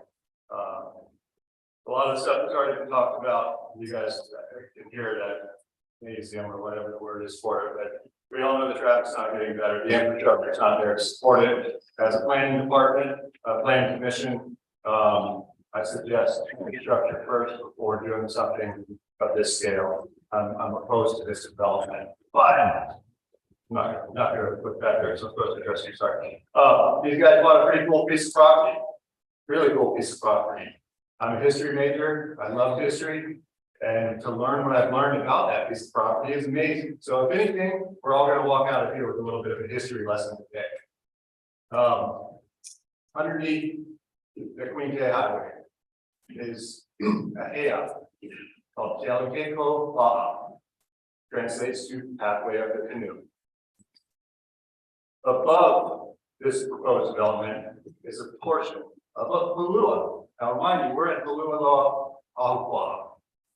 Hulua translates to long slide. So above this development, on the north side of the Hulua end, is a portion of this slide. Double rock walls, Tom Pulaku Stone, who's got a master's in education from the University of Hawaii, has confirmed that the Big Island had huluas built for hauling logs, namely canoes. So it's very interesting that directly underneath this property is this payout, Jalakeko pathway of the canoe, the Hawaiians bringing the logs down to this property. Super cool. So teach your kids about that. That's who we're planning for today, is our kids, the future out here. We look behind me. Many of us aren't going to be around when this development actually gets done. You know, I mean, but anyway, protect the history, protect this area. The bats, they're there. I've seen them, the Hawaiian hawk, the owl, the quail. We thought it was always a barn owl, but it's a quail. So very, very cool. As far as the planning and the appeals process to the 30 seconds remaining. To the environmental assessment, I have emails saying to the planning department that I do not approve. I don't approve. Like I find it inadequate to study with no response. Nobody responds to the planning department multiple times. Emails that have unanswered. And even to the extent that who did the report for the developer, I responded to them saying that these things are there. Oh no, these trails don't exist. Those are all county. Please complete your testimony. Everything I tried with them was just dismissed as you don't know what you're talking about. So I do find that environmental assessment is still an. Thank you for your time. Jessica McCollum. Jessica here? No. Derek Inaba. Good afternoon. My name is Derek Inaba. You know, this is a really important matter to me. I was born and raised here in Kona. I grew up in Honolulu. My family still lives on this old lot that goes all the way up to the mountains. You know, the one thing that I can speak to about this whole matter is when we talk about the drainage and the flooding. When I grew up in Honolulu, we always got together and people did things above us. My dad was on one of the ad hoc committees years ago when my own ranch was doing some things up above and flooded my dad's house. To this very day, when water flows, it still goes down the same path. Just a couple of years ago, when we had the heavy flooding on Kochi, my mom's place got flooded. I had to go up and clean up all the rocks that came down. And that water comes straight down to this area down to Coaching and floods that area. That horseshoe bend, ditch, that drainage area, I mean, that's a heavy flow that comes up from Bobo. I've seen this time and time again, in how many years living here in Kelowna. I think that's one thing that, you know, hearing that the developer doesn't want to take responsibility for drainage, it's a totally, it's gonna happen. We put up a development there, we have flat ground, water's still gonna come from mountain no matter what you do, you know. Flows past through the development, it just comes down a little faster. And it goes across Coaching. It affects people's lives below Coaching all the way down to the drive.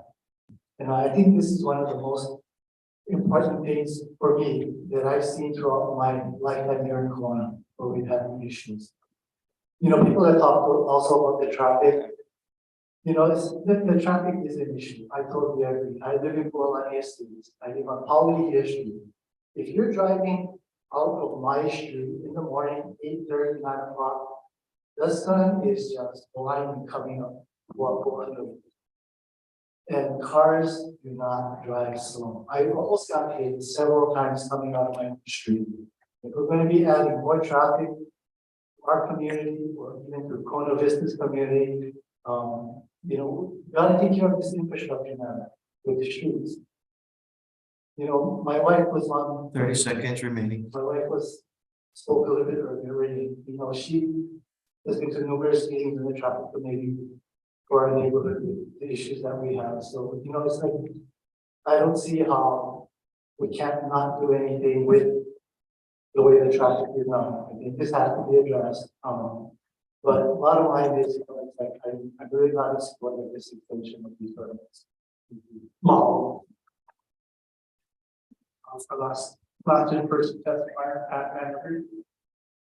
Hello, I'm Pat Van I have lived in Pualani Estates since 2004, one of the first homeowners on Pualani Street.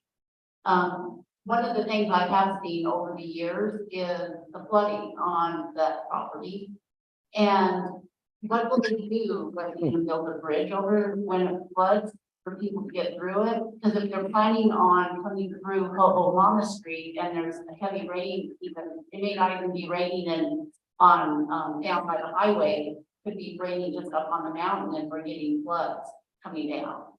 So how do they haven't really showed what they'll do for flooding when it does flood? How will there be a bridge to get them across to get to Ho'olana Street and Palmyra Street? Also, when they do get to Ho'olana Street, it's a neighborhood residential street, cars parked on the side. And even with the regular traffic that we have just within Pualani Estate, the cars sometimes have to go down the middle of the street because there's hardly any room. All you need is a couple of big trucks and there's not enough room. And then when you actually get out of Palmyra Street, all the maps really do not show that Pu'upu'anui is a curve. It's a blind curve there. You would need some kind of a traffic light or something. Because as it is, cars are speeding up to go up that hill, and you have to really be careful because there's also cars coming down the hill very quickly. And so making a left turn there is very treacherous. So those are my main questions. And also, when we're doing experts on traffic and all this, shouldn't we have experts that are biased and being paid by the developer? It seems like they're kind of biased. So that's all I. Wow.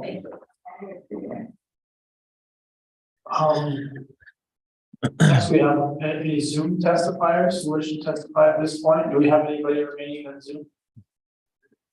Yes, we have one testifier, Marianne Stone. Is that just one testifier? Yes. Okay. Please raise your right hand. Do you swear or affirm to tell the truth in the matter before the planning commission? She's on mute, yeah. You're on mute currently. Okay. Yes, I do. Awful. Please testify. I want to thank the committee for having this opportunity. I'm sorry it's such a long meeting, but it's such an important thing. I want you to know that I live in White Sands for 30 years, and I did experience the development of the 450 homes in Ali'i Heights. And let me tell you, it is a mess coming up La'aloa and heading to town. We are sometimes can't even get into the Kuakini Highway because we have so many cars coming from the south that block that road, so we can't move forward.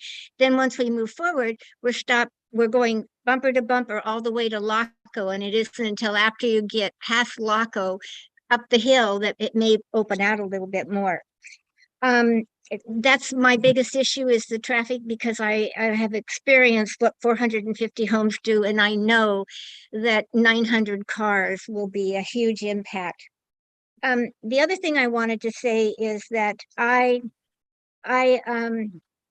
want the committee to review their location of this meeting, because most of your comments and everything has been very garbled. I don't know if I'm garbled or not, but it's been garbled. And I called the county trying to look for that new document that Kona 3 had, and I was on the phone for half an hour and nobody could show it to me, so I could at least have an idea before they presented it. I think it's terrible that the developer at the last minute can add different changes. I mean, anyway, that's just my point. And the second thing is the water. Nobody's really talked about the water. I know that they say they've got 450 meters, but what about the water? We don't have adequate wells. Some of our wells are shut down. In 2022, we experienced a reduction in a restriction in our water usage. So I think that the water department should be brought into this and figure out what they're going to do. And honestly, I think everybody had such great ideas that this is not the time for this to move forward. We have development on Ali'i Drive that's going on. That's going to block up. You see the trucks that are coming down Ali'i Drive to take care of those units from Royal Poinciana down to town.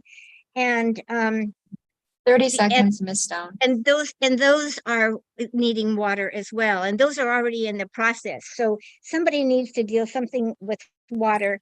And honestly, that's all I really have to say. But I thank you for this, and I'm sorry it's taken so long, but do not pass this on at this time. The developers are not ready, in my opinion. Thank you very much.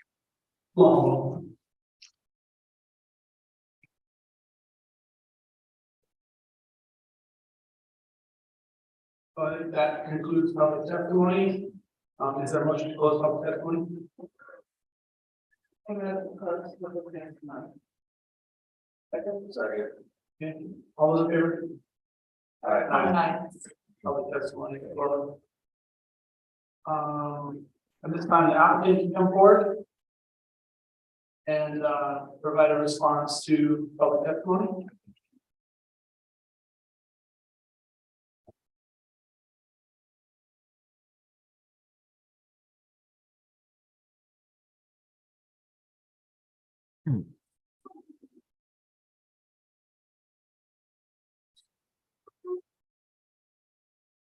I believe the direct question that was asked was about when the field work for the traffic impact analysis report was conducted.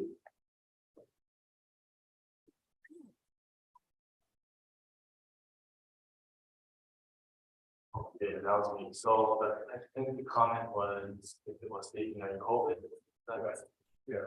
So in the traffic report, right, that the count was taken on Tuesday, April 30th, 2019. Can you lean into the mic, please? Sorry, the traffic count was taken on Tuesday, April 30th, 2019, and Thursday, August 29th, 2019. So a year before COVID happened. The reason why we take it on those days, if you look at the historic traffic count, DOT takes traffic count every day. Saturdays and Sundays are lower, so we don't want to count those days. Mondays and Fridays are also a little lower, so we don't want to count those days. For Tuesdays, Wednesdays, and Thursdays historically show the highest traffic count. So we intentionally counted on those days. And when school is in session, traffic is high, so we intentionally counted on a typical weekday where school is in session, because historically it reflects the high traffic count. And I apologize, Ms. Marshall, what was the second question? Second question, because was the date of the picture showing the Oh, that was in the plan. Mr. Chairman, sorry, briefly, I addressed that, fortunately, we didn't get a chance to get out and take photographs in real time, so I went and used Google Street View, the date on those was September of 2019. It may have been a time during the day that Google took those pictures that there's less traffic, but that's where it came from, and that was the date. Is there any other responses that you guys would have to the testimony that you heard today from the public? Just to make sure COVID started in January 2020, right? Yeah, I think in March. Or March. Yeah. So the traffic count was 6 months prior to that. I'm sorry, we can't have that discussion. Okay. Another question too, that was presented, that's the major one, was the flooding and the mitigation for the river through and how you're gonna be able to, how you're gonna be able to move through that and what kind of issue they're looking at. That's was a major concern of every testifier here was the flooding, the drainage, and kind of the mitigations of what would be used there, you know, obviously to reduce flooding from downstream. Everything was built. The property is between two flood zones. One is called the Lower Stream. The other is Horseshoe Bend Stream. The Lower Stream lies within a county-owned property. We don't own the property.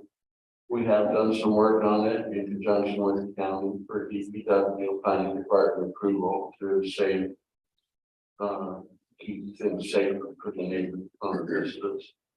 The other stream is Horseshoe Bend Stream. It comes down kind of over where that trail. That's not the name of that street. Order, please. Yeah. I just have to correct. Because this is going on record. That's not the name of that street. Well, what is the name of the street? By oral tradition, you'll have to find out. 15 years. It's gonna get close. They were so busy making highways. Wow. Appreciate it. Not about Model. Thank you for the point. I understand that we're more model. Northern Stream is primarily on county-owned property at the top. Maybe also coincide with that trail that was, we couldn't find any evidence of a trail, but there may have been one there in 2000 or 1928. We'll find out. The lower portion is surface flow. Goes between the Gomes property and our property, and the plan is to channelize that surface flow, control it, feed it into the state installed drainage system that undergoes clean care. There's been no evidence we could find of flooding on the property, but it does transmit flow from Mount to Macon in both cases. County requirement when we develop requires us to dispose on site of all project generated drainage. So we will not be allowed by law to contribute any additional drainage into those streams.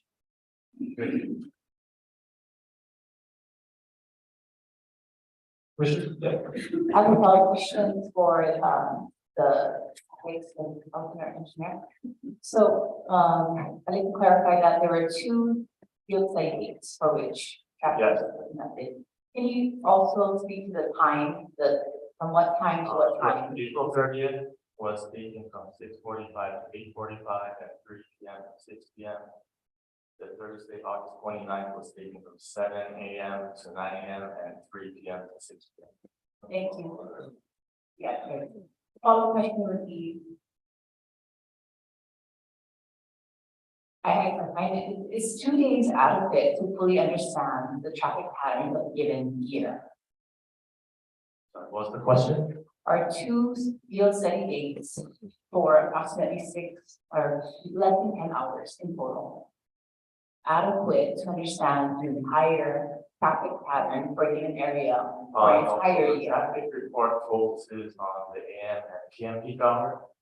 So to do that, we look at historical count and then we count extra time outside of it to make sure we capture the AM and PM peak hour. So we're just focused on that time.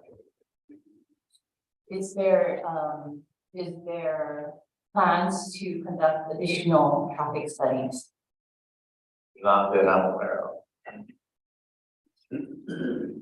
It's the process that you follow the standard operating procedure in the industry. I think we counted a little more than probably would. And then does the Department of Public Works, Division of Public Works, review traffic studies and approve them? Is there an approval process for it? It's not necessarily an approval, I think it's a comment. So that's what, when we look at our packet, we find that the traffic impact analysis report was sent to both Department of Transportation as well as Public Works, and there were comments that we received regarding inadequacies of portions of the report, asking for them to make adjustments. So this was done both during the environmental assessment as well as through the application process. So there's been quite a bit of review. I do have a follow-up on this. Just for clarification, I noticed in testimony discussion regarding ins and outs of the project, and I think it might be good to clarify where we're going to be seeing access points and egress points from the proposed projects, so people understand.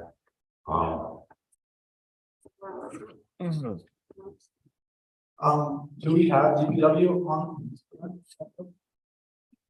Yeah.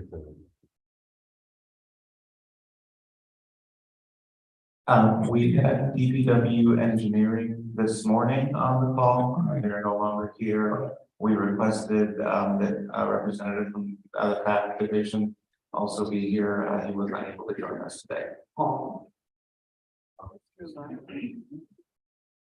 Thank you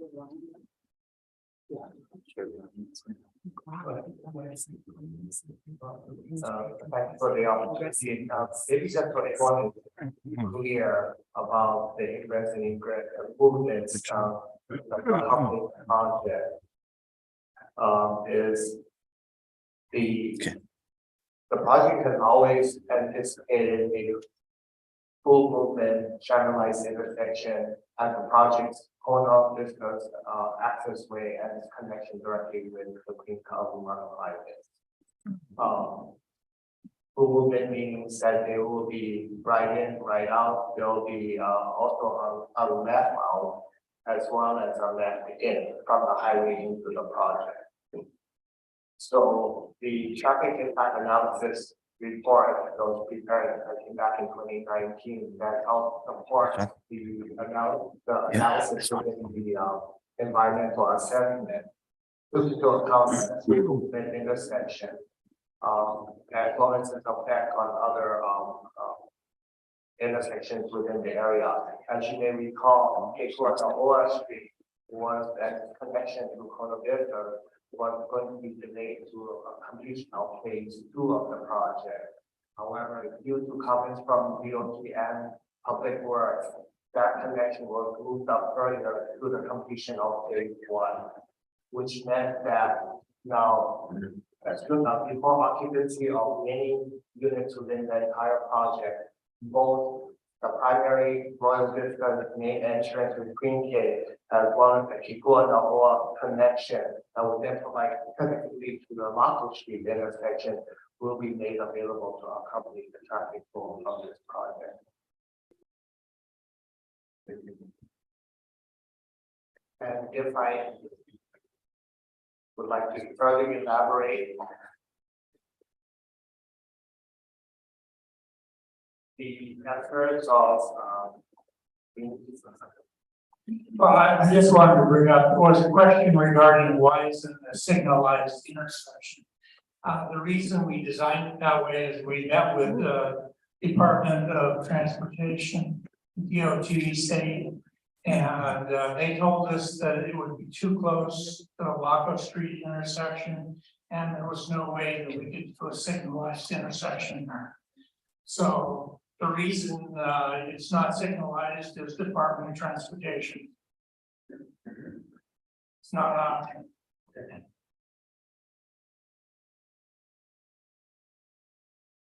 Commissioners, any more questions?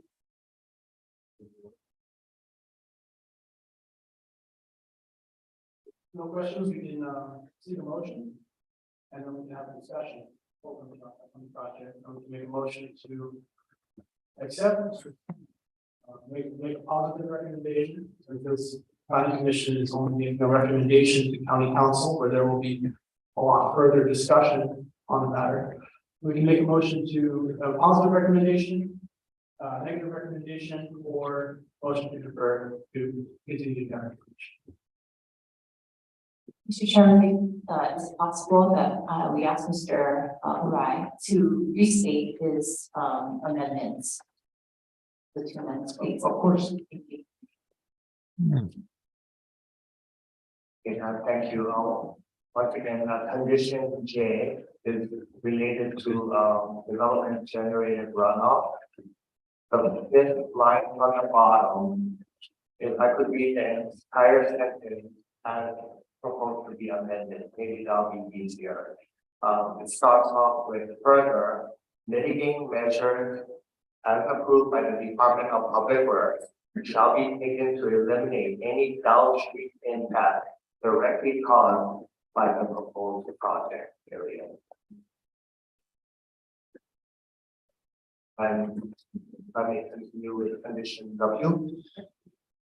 Condition W, as it relates to affordable housing, starting such a long sentence, I don't know if I should read the whole thing, but let's start off with, on the fifth line up, it says Office of Housing and Community Development, unless the decision and order is amended, or a declaratory ruling is issued by the State Land Use Commission. I should know that, please. Yes, Yeah, I'd like to make a motion to defer. Mainly because I think there's a lot of facts, I wanted to make a motion to defer. There's a lot of facts that all of us have to look at. A lot of things have been brought up for all of us to look at. And the only way that all of us can talk is put a motion on the people and not to go and understand. So we have to make a motion to leave the talk. So I'd like to make a motion to defer the application for amended change of zone ordinance number 02-131 based on the deputy planning director's recommendations and the amendments. I'll for a second. We have a motion and a second. We'll do a discussion. Yeah. Thank you. I mean, I'm sure you would bring this up, but being the fact that we're requesting the deferral is specific information that the commission wants the applicants to provide. Yes. Yeah, I think that we can get into that during discussion and try to incorporate that into the secondary motions that would add to the recommendation for the discussion, commissioners. Well, I can make a couple of comments. Sure, absolutely. I think it's so important that we do have a communication with the community and with us and with you, because we're meeting for the first time and understanding something that's going to impact all of us.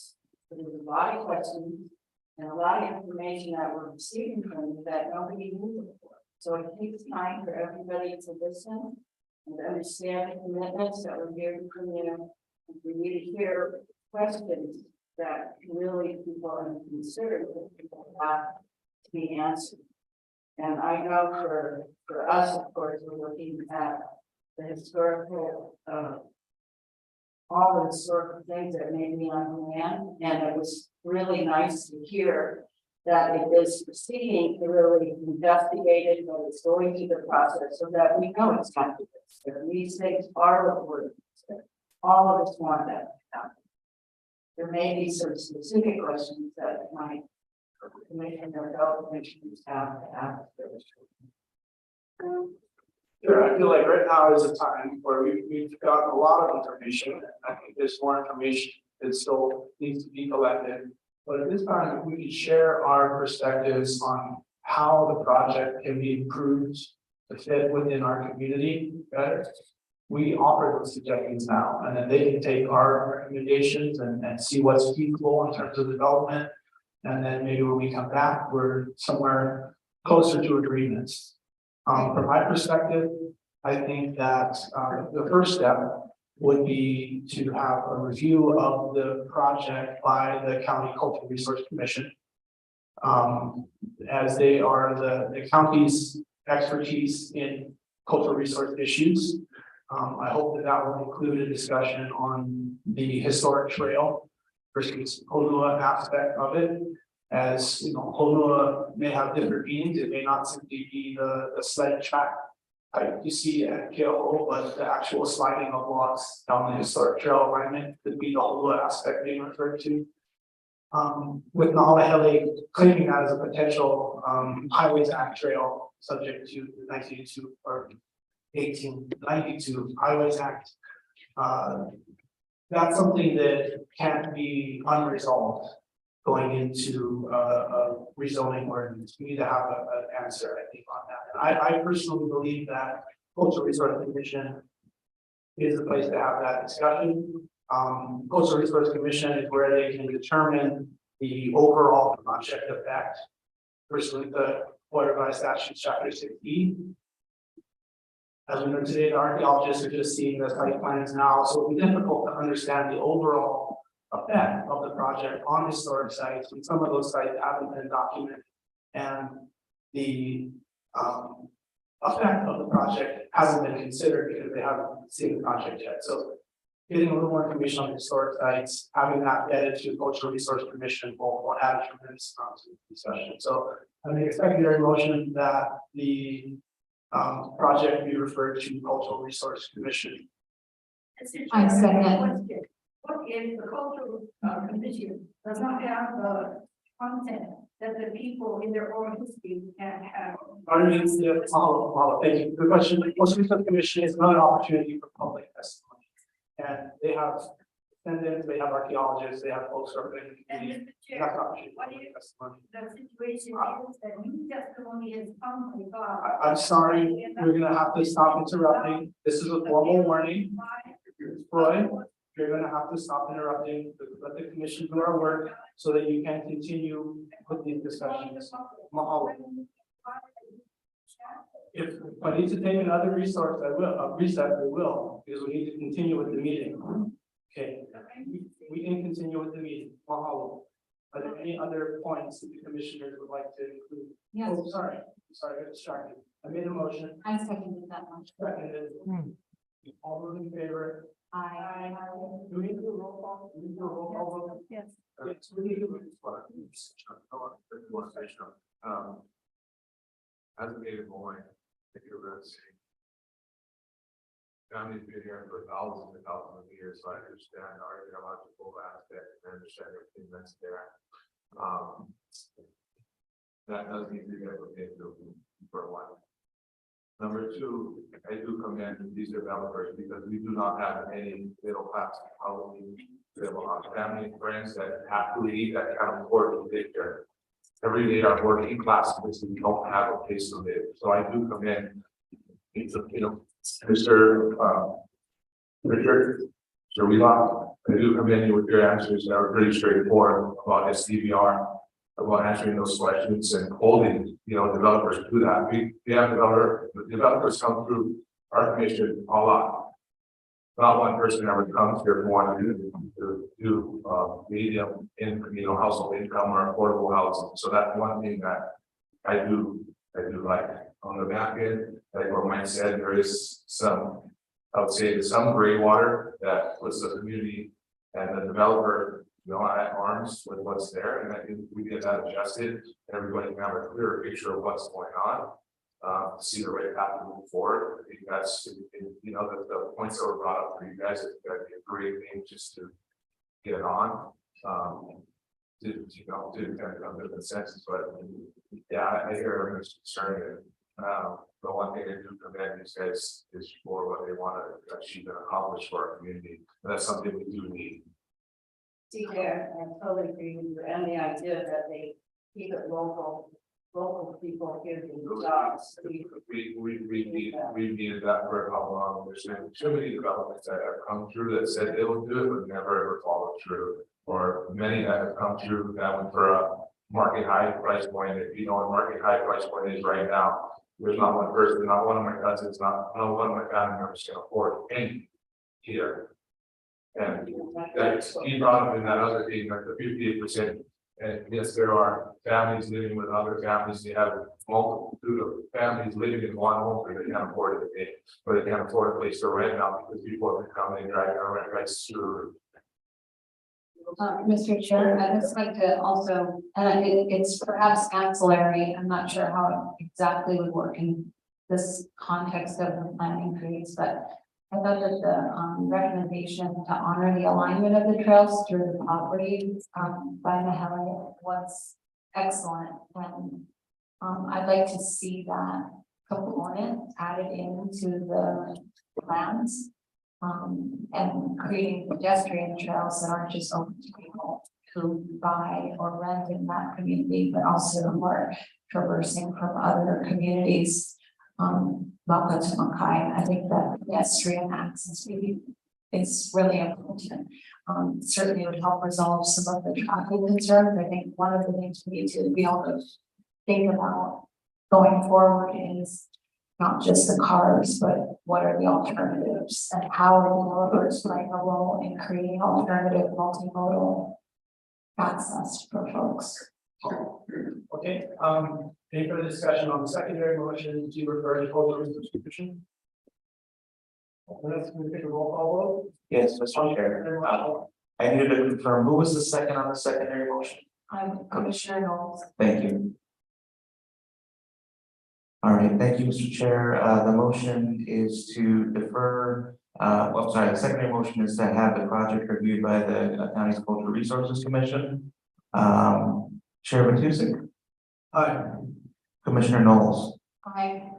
Commissioner DeFranco. Aye. Commissioner Kanuha. And Commissioner Paishan. Aye. Thank you, Mr. Chair. That secondary motion carries 5-0. Second,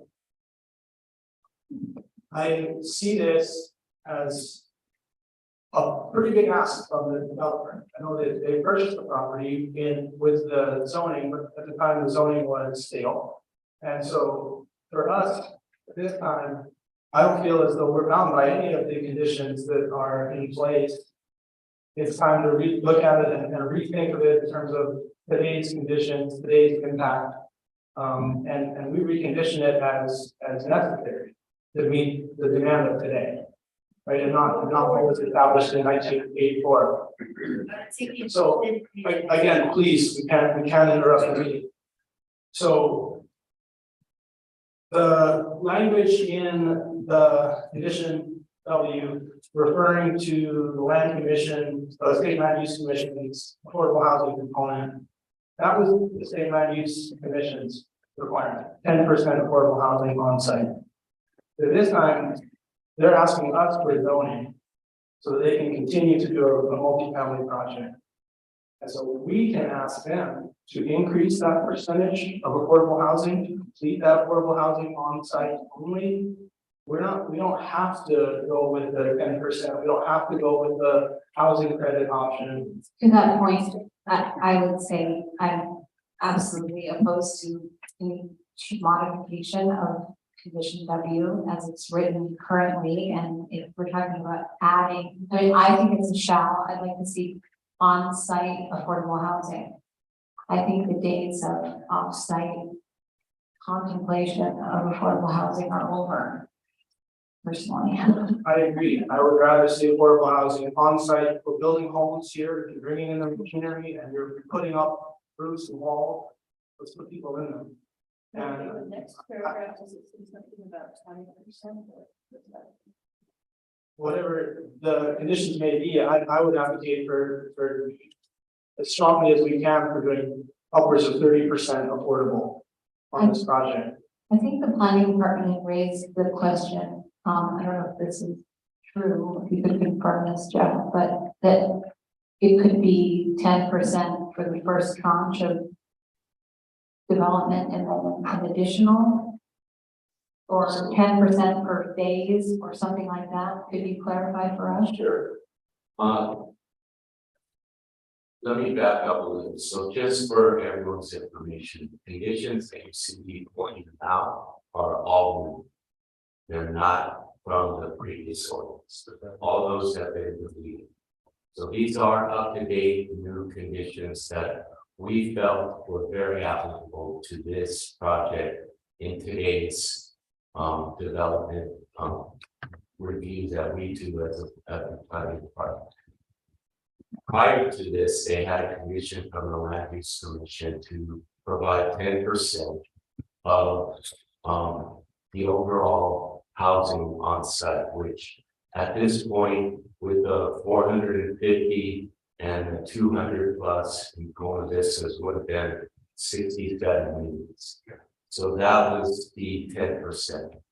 We also included our standard condition for today, which said that you also have to comply with today's requirements, which are 20% under Rule 11, I'm sorry, Chapter 11, which is the housing code.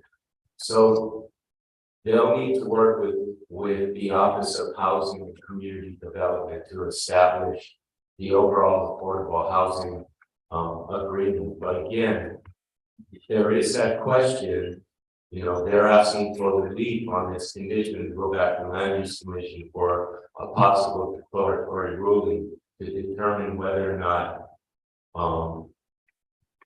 whatever they may, you know, inflexibility, right? Whether it's on site or whether they can do it off site, whether maybe housing credits can be used or whatever it may be. So again, that's where you folks, that's where we stand now with the condition. You folks have the ability as county commission to recommend. You can agree with that, you can amend it, that's your choice right now. Oh, and again, we are just recommending the final decision made by the county council. But to me, I would be much more supportive of the project if we're coming into a higher level of affordable housing being built on site. I feel like there's a tremendous impact to the community created by this project. I think that the traffic studies indicate that we can't handle it right now without a widening of the road, which is something that none of us are in control of. And so we're asking to inconvenience everybody in the community to the establishment of these homes. And I'm willing to be inconvenienced if those homes are going to people who need them. Because if we're bringing people from within our community and giving them homes, then we are serving our community. If people are coming in from outside of our community and continuing to drive our real estate prices, or adding density to an area, adding to the overall population, then we're hurting our community. So I agree with that, Chair. I think, I don't know if we want to just pin a higher number on it, just for kids, to send it up to the county council to see. 20 seems adequate to me. So recommending for 20% affordable housing on site. Yes. Built by the developer. And I would continue, also argue or request anyway, that these 20% affordable housing units be built prior to a certificate of occupancy for the market rate housing. And if I don't misunderstand, the Land Use Commission concurred with that. Their original order said that would be the priority. Yes. Build out the affordable housing first. Right. The word's property, why isn't it? Please, we can't do that. Why not? The words, the strong word property. Please, we can't have this discussion. This is their first warning. There will be many opportunities for you to provide public testimony. We can't. Why can't it be 80? You're talking, you have strong testimony. I'm sorry, we can't have this discussion. You're welcome to testify at future meetings and advocate for your request. Would anybody like to make? Sure, yes, sir. A clarification. We have two categories. One category is we're responsible, or we agree to be responsible for the 215 units that were built. We didn't build those units that are called vistas. So, according to the Land Use Commission, that's at 10%. And then, balance the ones we're gonna build, the 450 units at 20%. Are you talking about 20% for everything, including the ones we didn't build? No. Well, I mean, good question. Currently, you are required by land use commission to do 10%, and the previous Cona Vistas is part of that LUC designation, and they have not completed that 10%. So currently, I'm not sure if your development is in good standing with the land use commission in terms of non-compliance with the affordable housing component. I don't know whether that's been looked into or not. But I would think that you would be responsible for complying with the LUC decision and order to do 10% of the overall project. But if, as we're doing now, if we're advocating for 20% of the current project to be affordable housing, that would likely also mean the 10% for Cona Vistas. Yeah, I think that's what Mr. Williams is trying to clarify, that they are willing to stand up and satisfy an obligation of the previous developer that was never fulfilled, but they just want to fulfill it based on the standard back then when the subdivision was completed. Back in 2012, I think, I can't remember that exact date. But now, if it's a 20%, it'll be assigned only to the 450 units that they're proposing on these RM zone land, which is what the actual zoning bill is defining. It's not retroactively. And they're bifurcating in any way. We're not saying 20% of Cona Vistas. Right. We don't have the ability to do that. We're talking about RM zoning as amendments to the zoning code. 20% minimum for Cona Vista. What is it? Royal Vistas? Royal Vistas. So just so the numbers are clear, so we're all on the same page. So as we mentioned, the 10% originally was 67 units. The 20% of the current project are 90 units. So if you're speaking about 20%, that would be 90 units. And that would fulfill both the 10% requirement of the LUC and the 20% that you proposed. And just to further clarify, that's a minimum. And if I may, sorry, this is Christian again. The way that condition W is currently written, it indicates that units developed pursuant to this condition as condition W, the 10% shall be applied towards satisfaction of condition X, which is our standard affordable housing condition, which means the 67 units that will be developed on site will count toward the 90 overall units required for the 20%. So there'll be 23 units remaining, and that's how it's currently written. What do you mean by remaining? If you just looked at the 20% of the 450, that's 90 total units. So I guess what we need to clarify is that the commission's intent to go 90 plus 67 or 90 total including 67. Yeah, so there's 20. Yeah. Well, what's your perspective on it? I was thinking it was 90 for this Royal Vista development, this portion, which would meet the LUC mandate in their original order as well as the current calculation by the planning department in their. Is that a right understanding? Yes. And so Yes, it would be consented as 90 total to satisfy both 20% for Royal Vistas and the 10% for other vistas. And so the further clarification then is the desires to have 90 on site. On site. Yes. Minimum of 90, minimum of 20% on site. Okay, so the way that the condition is currently written, the only tweak that we would have to do is to indicate that all affordable housing units would be built on site.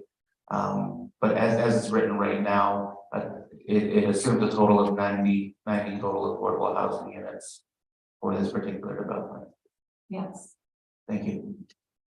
Okay, other thing that you might want to go over is clear is communication. And CJ was referring to it of the rental, you know, the Airbnb type rental type thing.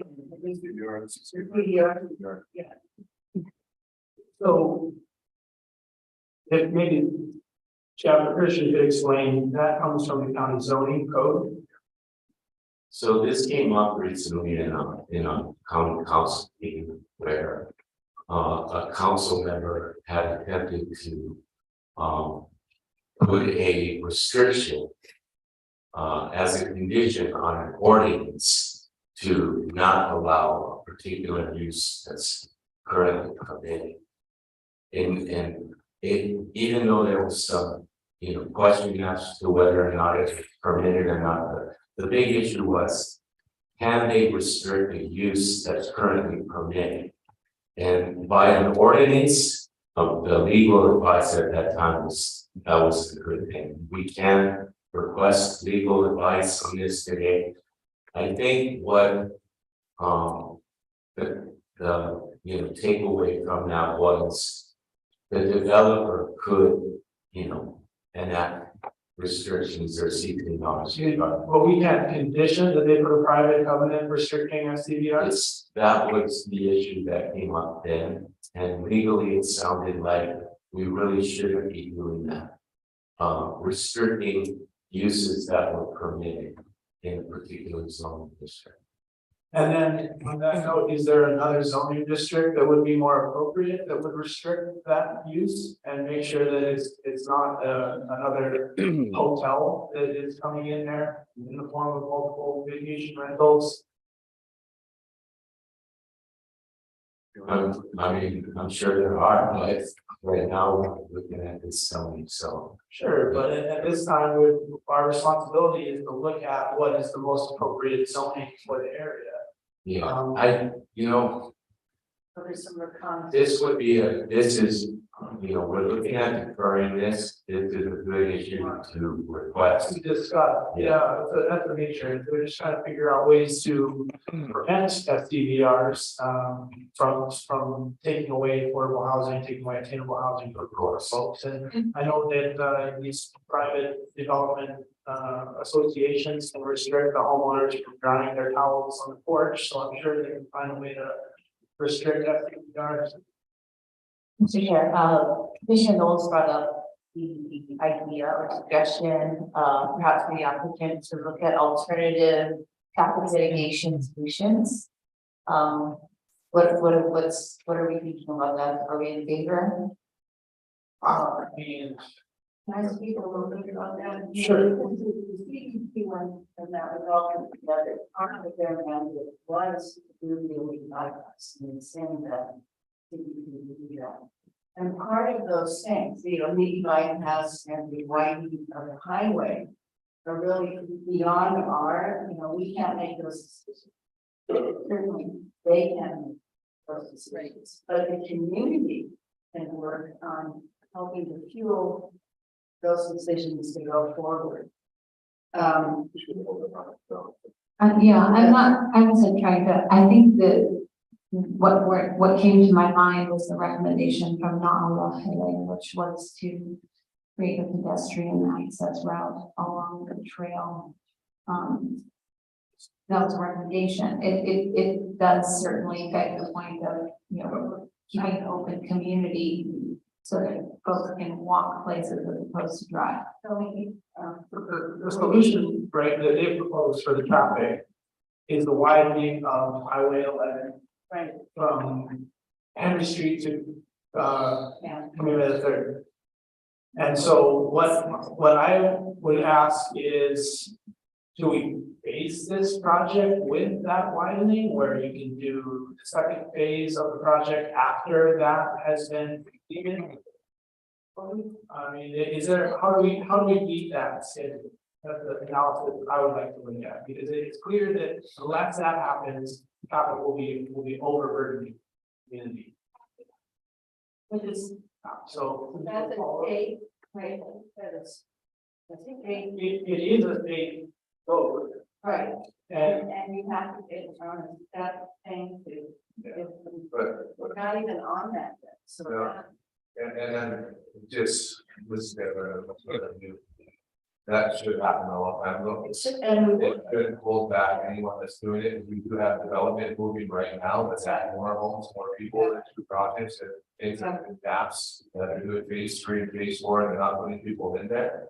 So I don't know if we should hold I think, these guys on the hook. What I see, but that's a concern that needs to come up for everybody. It's a community concern that we do need to bypass. We do need to real wide need comes to a lot of point made that maybe we don't have enough traffic, that people are allowing this to happen, that the state is not doing something about it, and the county is not moving forward on moving about that. Don't have to do more, we're talking about forward. I'm sorry, we're gonna have to ask you to step outside. This has been too much interruption. We're gonna have to ask you to step out. You've interrupted the meeting repeatedly. We're gonna go ahead and take a recess. I want to take our as a group, we get to talk to each other, not part of the discussion. Vice Chair, we're gonna take a recess and then we'll come back in 5 minutes. This is the only way that we can talk evidence, so this is the reason I think that I'm going to recover these.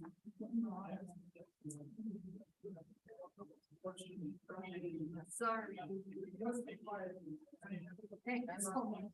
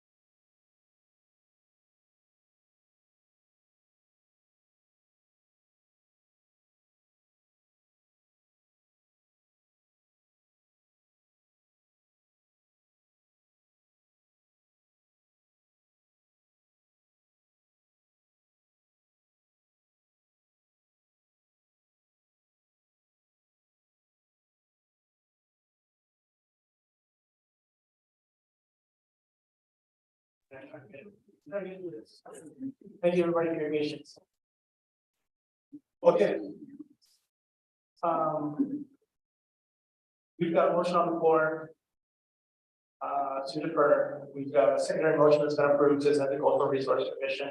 We provided some recommendations to the developer on how we think we can improve the project within the community. This is going to go to Cultural Resource Commission. Hopefully they will provide some more ideas on how we can improve it. Once it comes back to us, we'll, package it up as best as we can so that when we're forwarding it to the county council, they won't have as much work to do, hopefully, but they'll still have some, and there will be plenty more opportunities for public testimony. There will be Cultural Resource Commission, there's another LPC meeting, and then at least 3 county council meetings. So there will be plenty of opportunities for public testimony continuing throughout the process. With that said, is there any further discussion on the motion that we have? No. Seeing none, we'll proceed with the roll call vote for the motion on the floor to defer. That's next. Mr. Chair, may I clarify, right now it's to defer, but there's no set date to defer until? I think the defer until the Cultural Resource Commission. Okay. Yep. All right, thank you. And the motion maker was Commissioner DeFranco with a second by Commissioner Paishan Duarte. Commissioner DeFranco? Aye. Commissioner Paishan Duarte? Aye. Commissioner Kanuha? Aye. Commissioner Knowles? Aye. And Chair Batuse. Aye. Thank you, Mr. Chair. The motion to defer carries 5-0. Well, good luck with the Cultural Resource Commission. We look forward to seeing you guys back and she's continuing to work on the project. Thank you for your work. Okay, great. Next on agenda item is the planning director's report. Deputy planning director's report. I need the reports. Okay. SMA reports for November were distributed on 12/1. Anybody have any questions on the SMA reports? Okay. Next up, we have election of officers. Commission to elect officers for 2023. I'm termed out as chair. My last meeting as chair. Very, very happy about that. In my absence, I would like to nominate Vice Chair DeFranco to serve as our next chair for the Leeward Planning Commission. Accept? You just accept before you can second. Somebody second. She accepted. I'll second. Okay. And I'd like to represent. Discussion? I think she'll be excellent. Yes. Yeah, a lot of experience. So I think you'd be great. Look forward to it. All those in favor? Aye. Aye. Any opposed? No. Okay, so I'd like to recommend Commissioner Knowles as vice chair. I think second. Discussion. Okay, seeing none, all in favor? Aye. Okay, motion carries. Succeed. Succeed. Not yet. Okay. Agenda items. Amazing, Mike. Well, You gotta be around for another few months. thank you so much for your service. Or six, I don't think so, hopefully it'll be six. Announcement, Leeward Planning Commission's next monthly meeting is scheduled for Thursday, January 19th, 2023, West Hawaii Civic Center. Council Chambers, Building A. How's our agenda looking for that meeting? Currently, Mr. Chair, we have 4 items on that agenda. Can you read them off for us? This one. We have one SMA major permit, one rezone, and I believe if you give me just a moment, I'll pull it up. I think one is a use permit. Let's see. Sorry, Chair.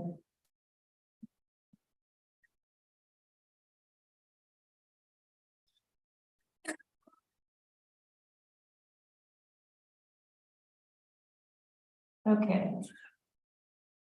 We have one rezone. One project that has an amendment to their special permit and SMA permit. And then another project that's amending their special permit. I was incorrect about the SMA use permit. That's on our Leeward agenda.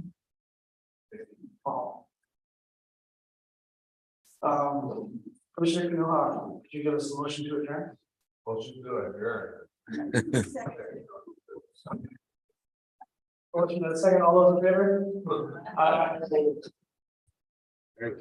Okay, it's 2:47.